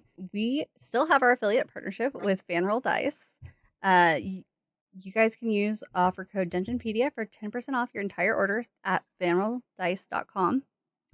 And we also still have our Patreon if you would like to support us directly, which is just Dungeonpedia. We are getting ready to release our first exclusive minisode on there. I think that is going to be available for the $5 tier. Is that what was decided? Yes, I do believe that is what we have decided on. Okay. And we will also still post some exclusive stuff for $1 tiers. And of course, the podcast will remain free forever. You can also check out our Discord, which is also free. It is linked on our Twitch page. You can also follow us on Threads and Instagram, both at Dungeonpedia. And you can email us any podcast ideas or whatever at dungeonpediapodcast.gmail.com. You can also subscribe to us wherever you listen to us to get notifications when our new episodes go live. If that certain platform has it, please remember to rate us, leave a review, spread the word. It really helps. Also, thank you to Alexander Nakarada for our theme song, Blacksmith. Chill beats to talk about D&D lore too. Hell yeah. And I guess now let's get back to 4th edition. I promise. I promise you're going to like it. Okay. I trust you. So I'm hesitant. In 2011, the adventure Madness at Gardmore Abbey was released. The adventure takes a lot of inspiration from House of Cards back in Advanced Dungeons & Dragons. Okay. Gardmore Abbey, the actual abbey, was established in the Nerath Empire about 350 years prior to the events of the adventure. It serves as a temple to Bahamut, but about 150 years prior was attacked by orcs, giants, and demons. Oh my. So, okay. The Nerath Empire, I should mention, is a ruined empire, harkening back to that story about the empire. Oh, about the yeah, okay. Yeah. Now I do not believe that the adventure confirms that it was in fact a deck of many things that ruined the empire, but I will say a deck of many things did cause a lot of ruin here. Yeah, and it's like it could be, you know. Yeah. So the Knights of the Abbey were in such a good position against the orcs, etc. the band of just all the guys. Yeah, they evidently, per the actual source books, could have held the invasion off and exhausted them to the point of being able to finish them off. Seems like that would have been the smart idea. Yeah, well... Let me guess. They didn't do that. Unfortunately, the captain of the Knights could not simply trust in his Lord and Savior Bahamut. Well, that's blasphemous. Very, especially on this podcast. The deck of many things had been looted from a hobgoblin warlord on one of their recent quests. Oh, no. Havar turned to the deck for aid. Unfortunately for him, he immediately drew the skull card. Oh my god. Oh my god. He has worse luck than I do, apparently. Which Yeah. is saying something, because I drew the plague card, which is, you'll note, not a card. More on that later. Now, a host of undead attackers joined in on the fight against the Abbey from the inside. We got orcs, we got goblins, we got demons, now we got undead guys. All on the inside. Good. Also inside fantastic. the Abbey, the varieties of wards and magics made to prevent the attackers from breaching the Abbey kept the magical deck from disappearing and reappearing to a new owner. Oh my god. Oh no. Instead, the magic and everything in the deck caused it to fly apart and scatter throughout the Abbey. Oh good. Okay, this is kind of fun. I'm kind of into it. The long and short of it is, guess what? Now that they had to battle on two fronts, the Knights did not win. They did not win. I couldn't have seen that one coming for sure. Yes. Dude, honestly though, having the advantage so clearly, getting most of the way there and then choking because you decided to just like mess around a little bit, like it's kind of relatable. Because you didn't trust, because you couldn't just be patient. Yeah. You couldn't just be patient. Yeah. So like, what the hell, man? 8 of the 22 cards were eventually taken from the Abbey by the attackers. The deck is dispersed throughout and even within the Abbey, and its power is greatly diminished, but its sentience lingered within what remained in the Abbey. Over the years, the will of the deck influenced denizens to bring the cards to the Abbey. Finally, all but one was brought back, and that one has found its way into the hands of the adventurers. Oh, I bet it's probably not the skull, right? Because they're not dead.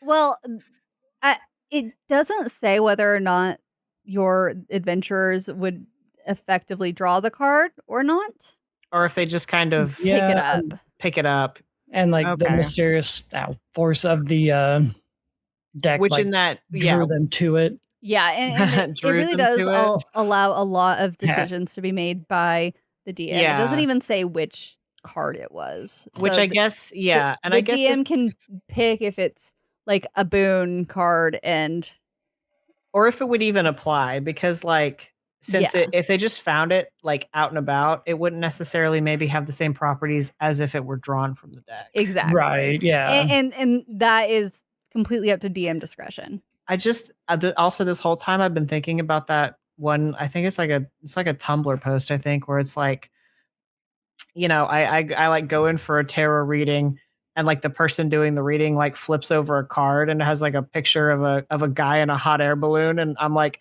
is that bad? Like the whole time I've just been thinking of someone just like drawing a card from there and looking at it and being like, is this bad? And then they draw the skull and it's like, I think this is bad. Yes, in fact. I think this is bad, guys. Is this bad? Now roll initiative. Yeah, basically. Dude, you said that and it activated a neuron. Like you said that, and I literally like put my hands up like I was gonna grab my dice out of my dice tray and roll. What's so funny is I've never DM'd, so you've literally never like actually had to roll initiative. Brain cell activation. For me.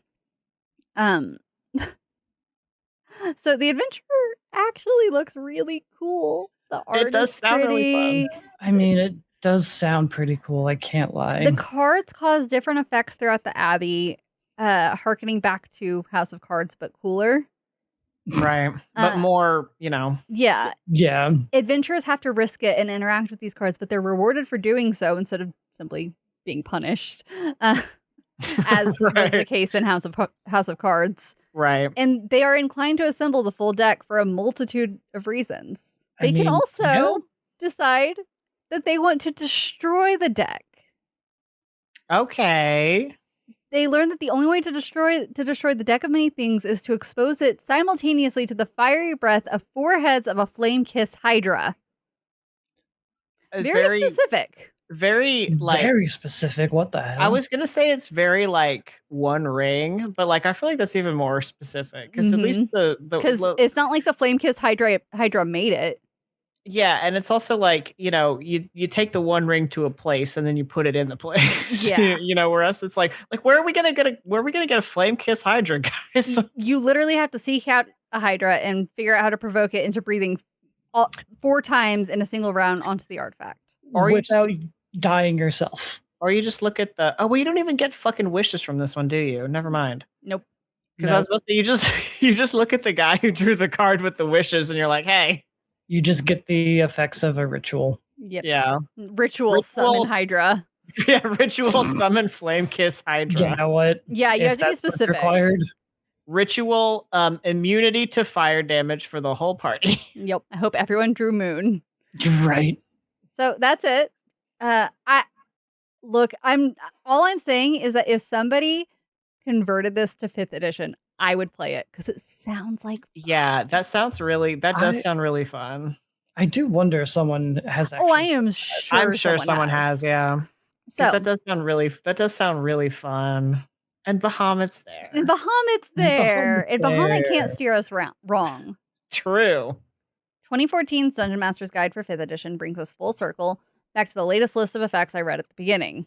There's really not much more than that in the DM's guide, other than the deck is no longer sentient and is now classified as a legendary wondrous item. Okay, yeah, makes sense. Yeah. They were like, we're revoking sentience from this thing. And that would bring us, in terms of source book material, up to 2023's The Book of Many Things, which I have so much to say about this book. But before that, let's do the honorable mentions. Okay. So, as I said at the beginning, I first learned about the book from Baldur's Gate 2. I first learned about the deck from Baldur's Gate 2. I was maybe 9 when I played through Baldur's Gate 2.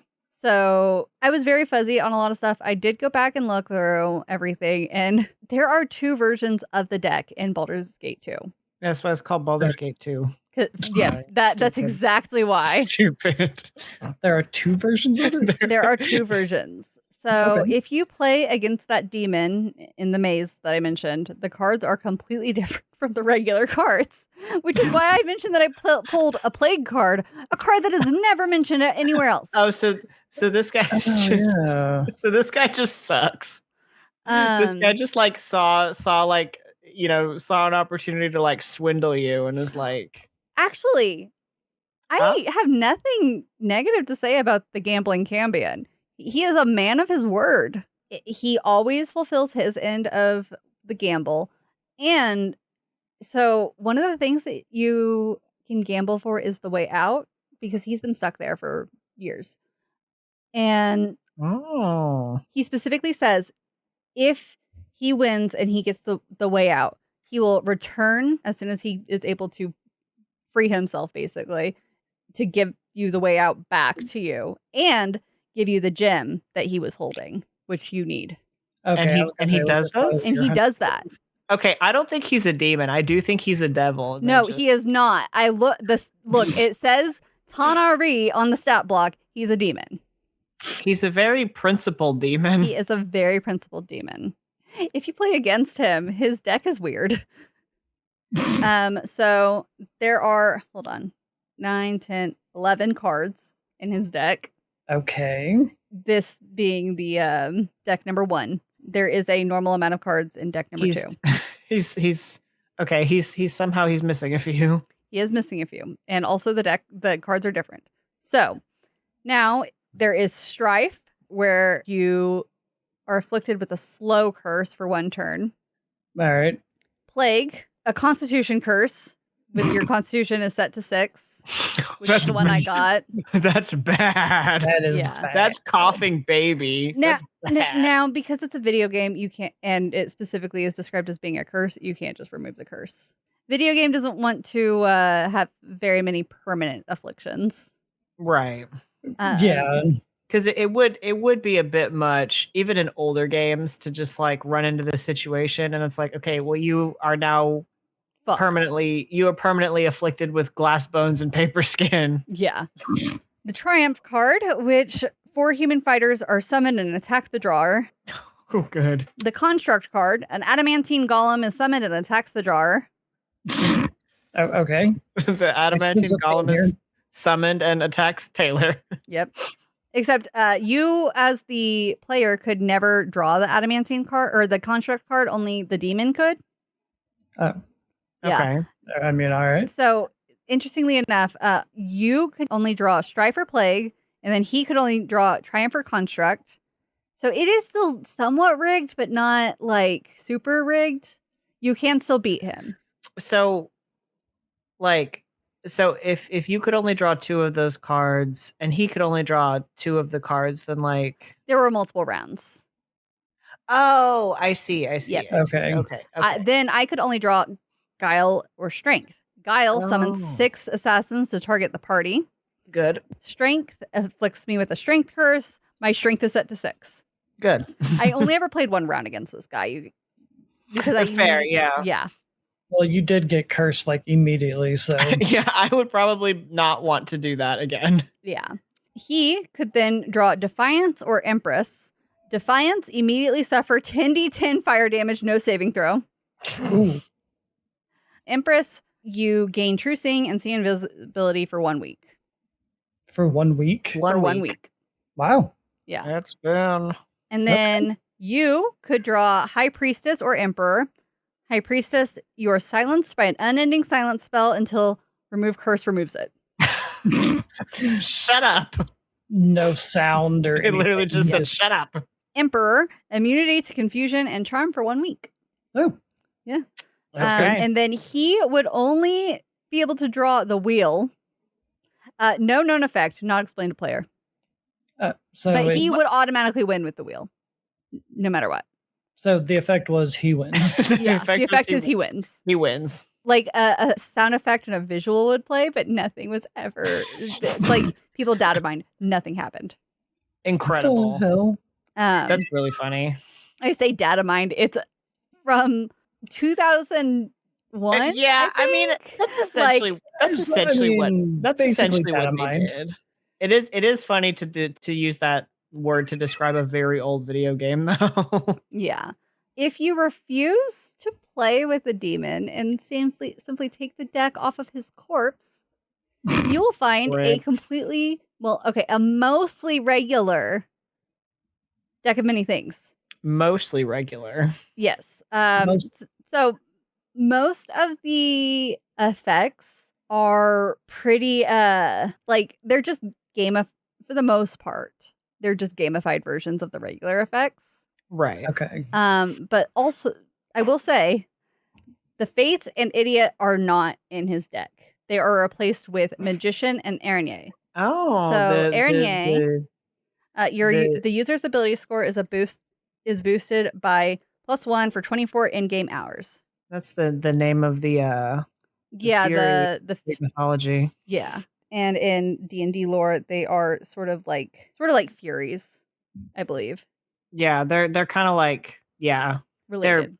They're there. And then the Magician, user turned into a rabbit, no save.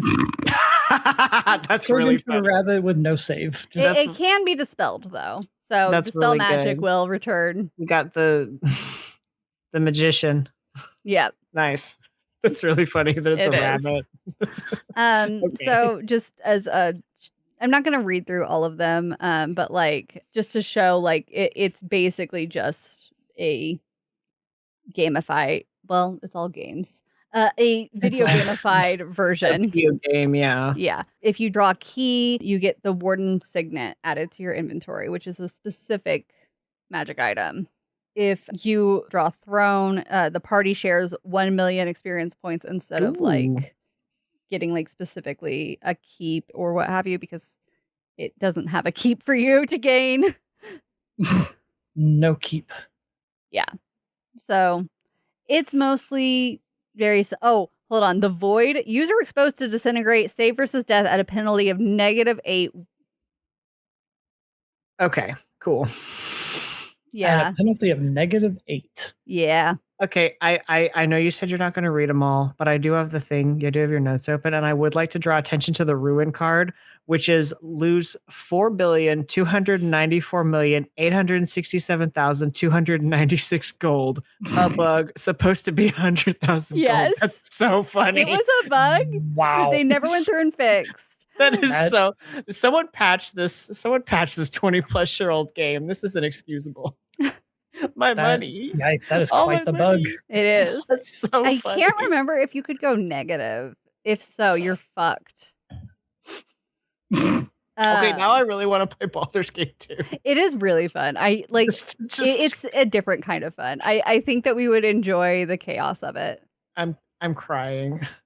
So the demon, which by the way, his name is Aesgareth.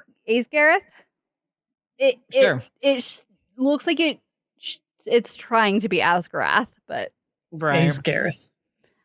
He also gives an alternative origin for the deck. He claims that the deck, or perhaps just this deck, like the weird one that he uses, or just the one that he has on him, was created by a famous Genasi wizard. He also establishes that the rules of his game version were created by a match and sigil, and that the cards have a face value, which is how you're able to determine a winner per round. And I guess the wheel would be the ace because it always wins. And okay, I see. Because I went back and I looked, and basically because I drew Plague, I got 1 point, and he drew Construct, which was worth 4 points. I don't recall it telling me anything about like why, but specific cards were worth a specific amount. Okay. Yeah. Anyways, turns out he's right about the origins of perhaps at least his deck, because if you draw 4 cards from the regular deck that you can take off of his body, on the 4th card you will always draw Balance. And what happens if you draw Balance is you get like a sort of narrated cutscene. Well, it's Baldur's Gate 2. It doesn't actually show a cutscene. What it does is it describes what you're seeing. Right. Which is, the card shows an old man with flaming red hair and fiery eyes staring out at you. In his hands, he holds a scale, a small silver bowl.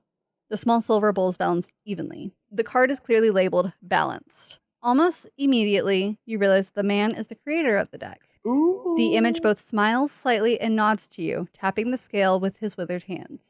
What remains of the deck of many things begins to fade suddenly, and within the space of a moment, it is gone forever. That's cool. That's really neat. Yeah, I mean that is pretty cool. Yeah. I really like Baldur's Gate 2's deck of many things, even though it's not like the most usual. Right. Yeah, and it is, it's still pretty cool. Yeah, that is really cool. I like that a lot. So Neverwinter Nights also has a deck of many things, though it's called a deck of hazards for some reason.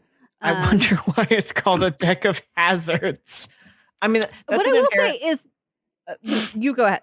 It is an inherently much less cool name, but like, and also not a name that inspires wanting to draw from it. Yeah, like it's like, hi, draw from my deck of hazards, and it's like, I'm good. I don't think I will. No, it's not. I don't think I will. It is kind of a misnomer though, because what I will say is that Neverwinter Nights' version is split pretty evenly between good and bad cards. Yeah. I'll go ahead and read through because they are not normal names and the effects are very different. It's also got I accidentally added one. No, that's for later. Okay. Spoilers. All right, so 14. It has 14 cards. So it's not a usual deck. The cards. The Prince of Lies. Lose 10,000 experience points and get 2 extra cards. Okay. Thanks, Asmodeus. The Donjon. Caster and Associates transported to a donjon area, which in Neverwinter Nights is just essentially just like specific zones that you can be in. Yeah, that's where they put the stuff. Yeah, that's where you go. This is where you go. Where you go. It's the just traitor. The place. Yeah. Changes the entire party to diametrically opposed alignments instantly. Neutral characters will have their alignment adjusted in a random direction. That's really funny. That's juicy. I love that. The Knave. All non-plot possessions are not currently equipped are destroyed. Oh no. Which would you gotta keep that shit. You keep that shit on you. The Plague. A permanent disease effect is applied for the duration of the module. This disease deals 1d10 plus 10 damage initially and 1d4 magical damage every 15 rounds. Damn. Every 5th time damage is applied, every 75 rounds, a random ability score is decreased by 1. Jesus Christ. Decrease may be removed by dispelling. Jesus Christ. That is quite the plague, yeah. Yeah. That's okay. That's okay. The Looking Glass. The caster's henchman is replaced with an evil doppelganger. If there is no henchman, another negative card will be drawn instead. Okay, well, Among Us. Of course. Among Us sus sound effect. The Worm. Yes, WYRM. A hostile adult dragon is lured to the caster, and the dragon is blue or red, equal probability for non-evil characters, and gold or silver, equal probability for evil characters. The gold and silver dragons are of the commoner faction, even though they are hostile towards the caster, so fighting them can potentially cause game-breaking faction problems. Oh. I don't know enough about the gameplay and structure of Neverwinter Nights to comment, but the notion of a dragon being part of like a commoner grouping is really funny and strange. Kind of, I think, an accident.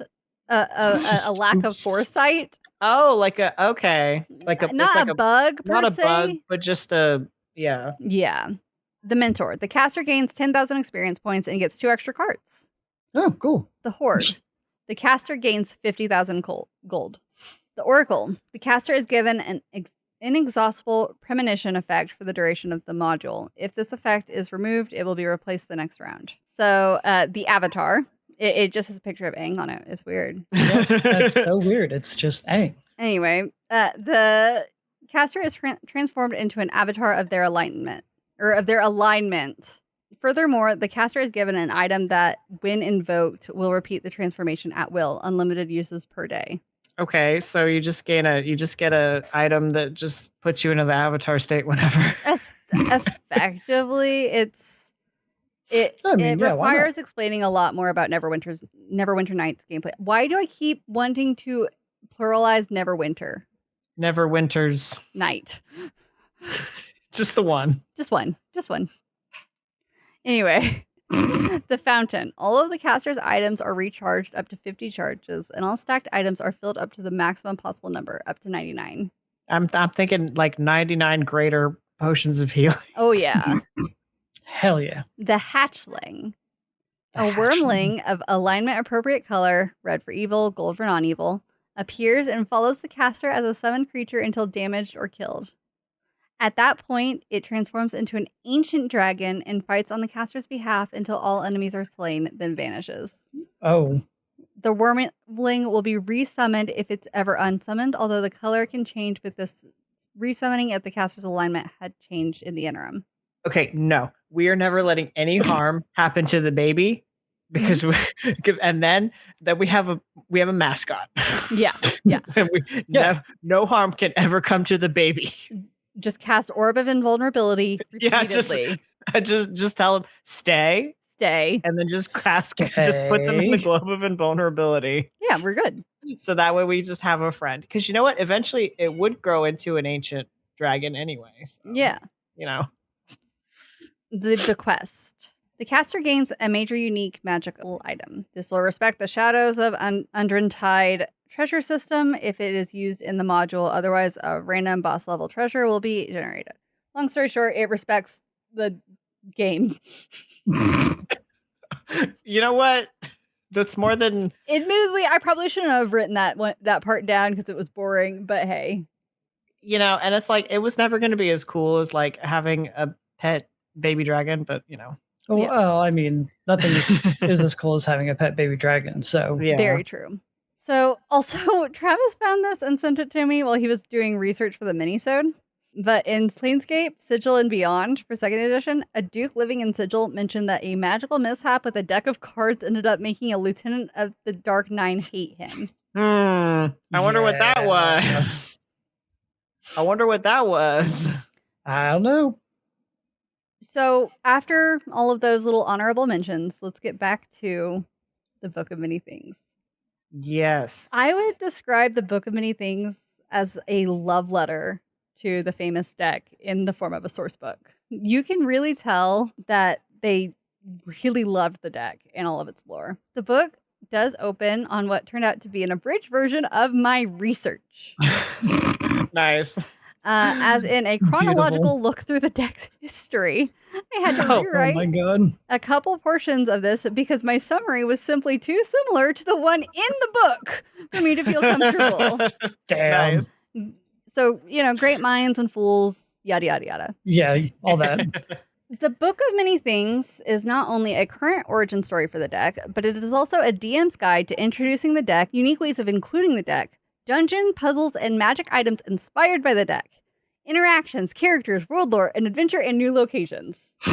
Okay, so what I'm hearing is like more stuff like the adventure module from 4th edition, the Abbey of whatever. Yes. I was actually torn on how much of the book I want to include, simply because I don't want to spoil it for so many people. But I will include some, for sure. For one, the book recommends tailoring your deck to best fit your game. Be it more starter-friendly. There's one recommended for Ravenloft, where the where the bad far outweighs the good. That's fair. That tracks. The book officially makes it canon that all decks are canon. Ooh. Congratulations, your favorite deck and its origins are canon. Okay, yeah, that's cool. The book suggests using the deck to weave a narrative. The effects of the cards in this case are more subtle. Instead of a knight immediately summoning a warrior to help, instead of the knight immediately summoning a warrior to help, perhaps you slowly befriend an NPC and earn their loyalty. Okay. Yeah. It reminds me of tarot in the way where the idea is that it puts you in a circumstance where you can make things happen. Yeah, as opposed to simply, you know. Yeah, simply a knight appears and it's like, hey. Yeah, or where people think the result is that you now immediately know what's going to happen, as opposed to, yeah, it puts you in a position where you're primed for thinking about things differently. Yes, exactly. Yeah. Now, obviously, this is an option, so you can still do the card that summons a knight, but I like when they kind of do it like that. Like they give actual ideas on how to like expand it and like change it instead of just kind of either just saying like, oh yeah, but you can do whatever though, or having that exist implicitly. Like I like when they're like, here's ways you can do that. Here's an example. Yeah. The book also sets out in stone. The DM completely sets the rules on how safe the cards are to handle. If the DM says that their deck can be used by accident, they can be used that way. Because for a good majority of all iterations, it's been like you have to state your intention. Right. But if a DM is like, but I like it if for this deck you can accidentally use it if you were to touch it or to accidentally pull on it not knowing what it was. Yeah. I mean, I like that idea. There are potential effects for if you want to allow for single cards to be found and usable. For instance, a lone key card could provide the ability to brandish the card and use it to cast the knock spell with no sound made by the spell. Okay. Because it's a key. Yeah. That took me several seconds longer than it should have. And the book actually gives examples for all 22 of the cards. That's fun. I love that. It also gives directions for creating a deck of many more things. Many more things? Oh, no. Yes. Oh. So the deck of many more things is actually an item. A deck of many things that has been created essentially by other people trying to create new cards for the deck of many things. Which I feel like is like making dinosaurs in Jurassic Park. Like you shouldn't do that. Like you shouldn't do that. Well, see, but like even if it's interesting and cool and you can, it just feels like there's maybe some examples of reasons why you shouldn't. Probably. But you can. So basically the DM has to sort of create the deck of many more things because the characters aren't able to create the deck on their own. However, they can add to the deck. The characters can craft a new card for the deck if they are 17th level or higher. Okay, and that's the DM would set the parameters for how the characters would make said card. They might need to gather magical ink, enchant paper. They may need to commission an artist or learn the techniques themselves. They may need to perform a magical ritual in order to actually enchant the card. Yeah. At least I like it. There's some barriers for barriers for entry. Oh, yes. Card creators can attain potential benefits like a new demiplane based on their card, effective immortality, the ability to walk between any world where their card has manifested, and exclusive membership to a secret cabal of card creators. Oh my god. I am not making this up. It's in the book. It's really funny. I love that though. We've learned where potential desires for things like immortality can lead. So, Yes. Be careful. It is effective immortality. You can still be killed, but you won't die of old age. Yeah, but you're effectively immortal, so. Yeah, just don't piss anybody off. I could easily go on about what this, supplement, gives you in terms of, world building, but no, I will say, knowing full well that my DM is listening to me and watching me right now, if you are a DM, you should really look into this supplement for some ideas, because it's really fun, it's really good. There are some, big things around constellations.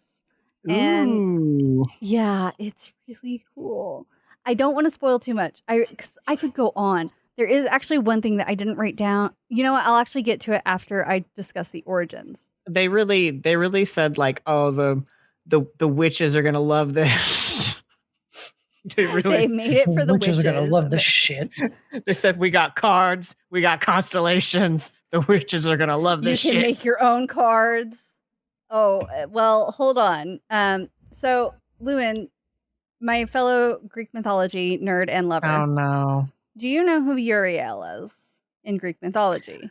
No, I don't. And also, I wasn't looking at the thing when you initially listed the list of cards. And I thought it was the Archangel Uriel. Oh, no. Like the archangel of death, I think he is. Oh, I'm And pronouncing it wrong. Oh, yeah? I forgot how you pronounce things in Greek. It's been a while. Urieli. Oh, okay. I forgot that you pronounced Now, the granted, E. to be fair, I did like almost immediately afterwards open it up and see that it was spelled differently and spelled in a very Greek way. So I was like, oh, okay. Yeah. But yeah, you said Uriel, and I was, for a minute, I thought it was going to be a very different sort of card than it was. But no, I do not know who this mythological figure is. Urieli is one of 3 immortal Gorgons alongside Medusa. She is Medusa's sister. Yeah. Okay. If I recall correctly, Urieli is actually the oldest sister. Okay. Now that is the real world story for Urieli. Obviously, she's been mentioned since first edition. Who the fuck is Urieli? Yeah, so who the hell is Urieli? I would like to take this time to read directly from the book because it is a beautiful story. Oh, good. Okay. All right, story time, everyone. All right, story time. Everybody settle in. Long ago, the zealous ruler of a small coastal kingdom had a daughter he named Asteria, or Shining Star in the language of the kingdom, for the stars shone auspiciously on her birth. But Asteria defied his expectations. While other nobles' children happily played with their bevy of toys, Asteria intently focused on cataloging every constellation she could find. When other children greeted their parents with high heads and laughter, Asteria smiled firmly at the ground. Over time, Asteria's father grew discontented with his daughter, frustrated by his many failed attempts to mold Asteria into a person who matched the ideas in his head. The princess grew up isolated and independent, resenting the unending pressure of others placed on her to become someone other than herself. One afternoon, as Asteria swam alone as a reprieve from her peers, a rip current swallowed her. Waves battered her against the rocks, then carried her unconscious body far from the kingdom's shore to a secret grotto in which the reclusive Medusa, Urieli, lived alone.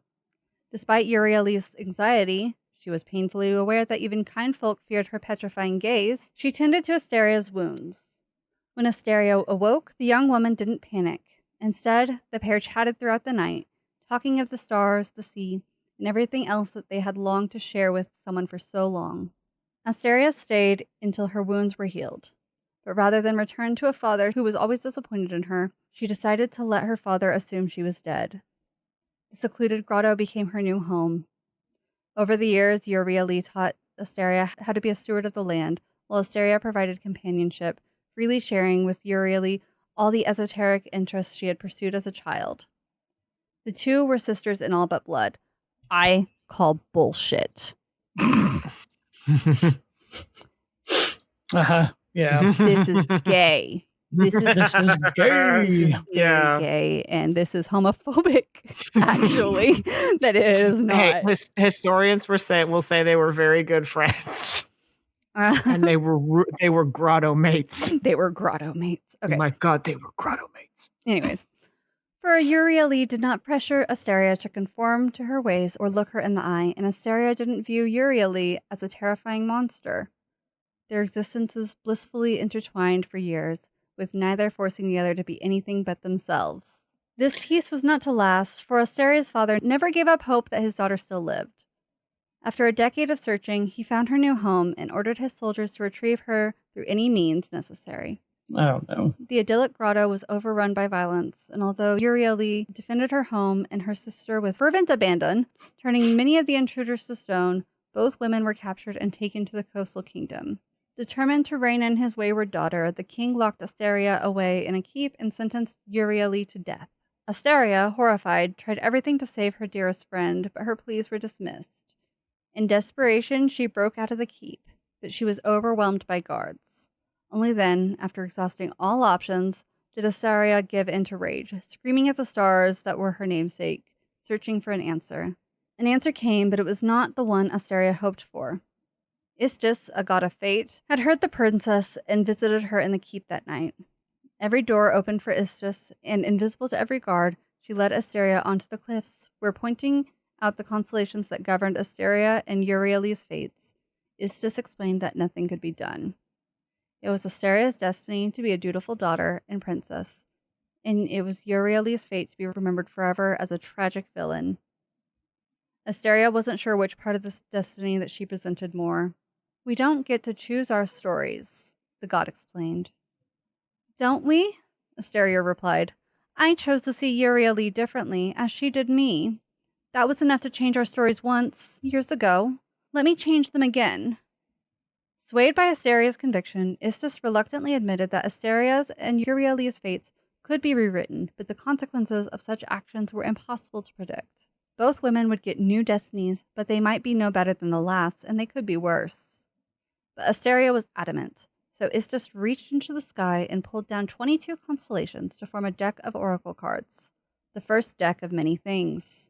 Placing 13 of these cards face up, one by one, Istis rewrote Asteria and Uriel's story. Armed with her new destiny, Asteria rescued Uriel, and the two have since had many grand adventures together. In time, Uriel longed once more for a quiet life.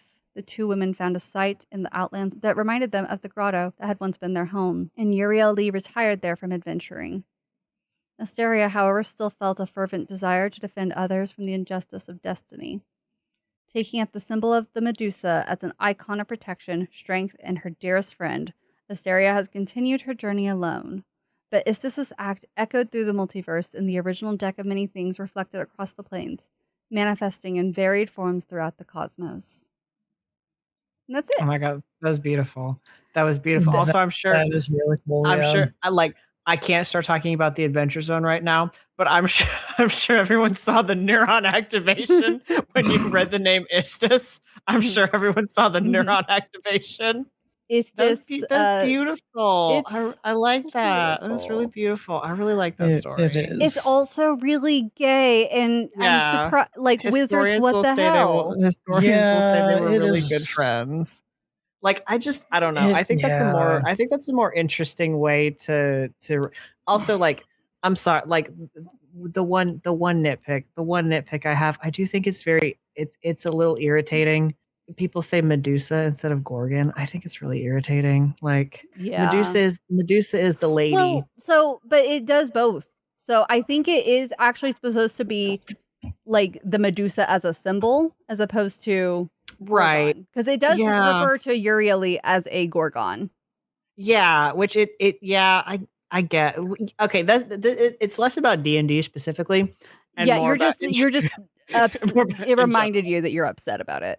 Yeah, it just reminded it's like, Medusa is the lady and Medusa is a Gorgon, So the artwork, this is towards the end, if you happen to have a book of many things. Towards the very end, like page 138-ish, there is a depiction of Uriel as like a middle-aged to elderly Gorgon, and it's very beautiful. I'm so happy. Like they did such a good job of making her like snakes look older, and oh my god, Care Ophidian, that's such a nice Care Ophidian is the name of the name of their the grotto, the snake castle.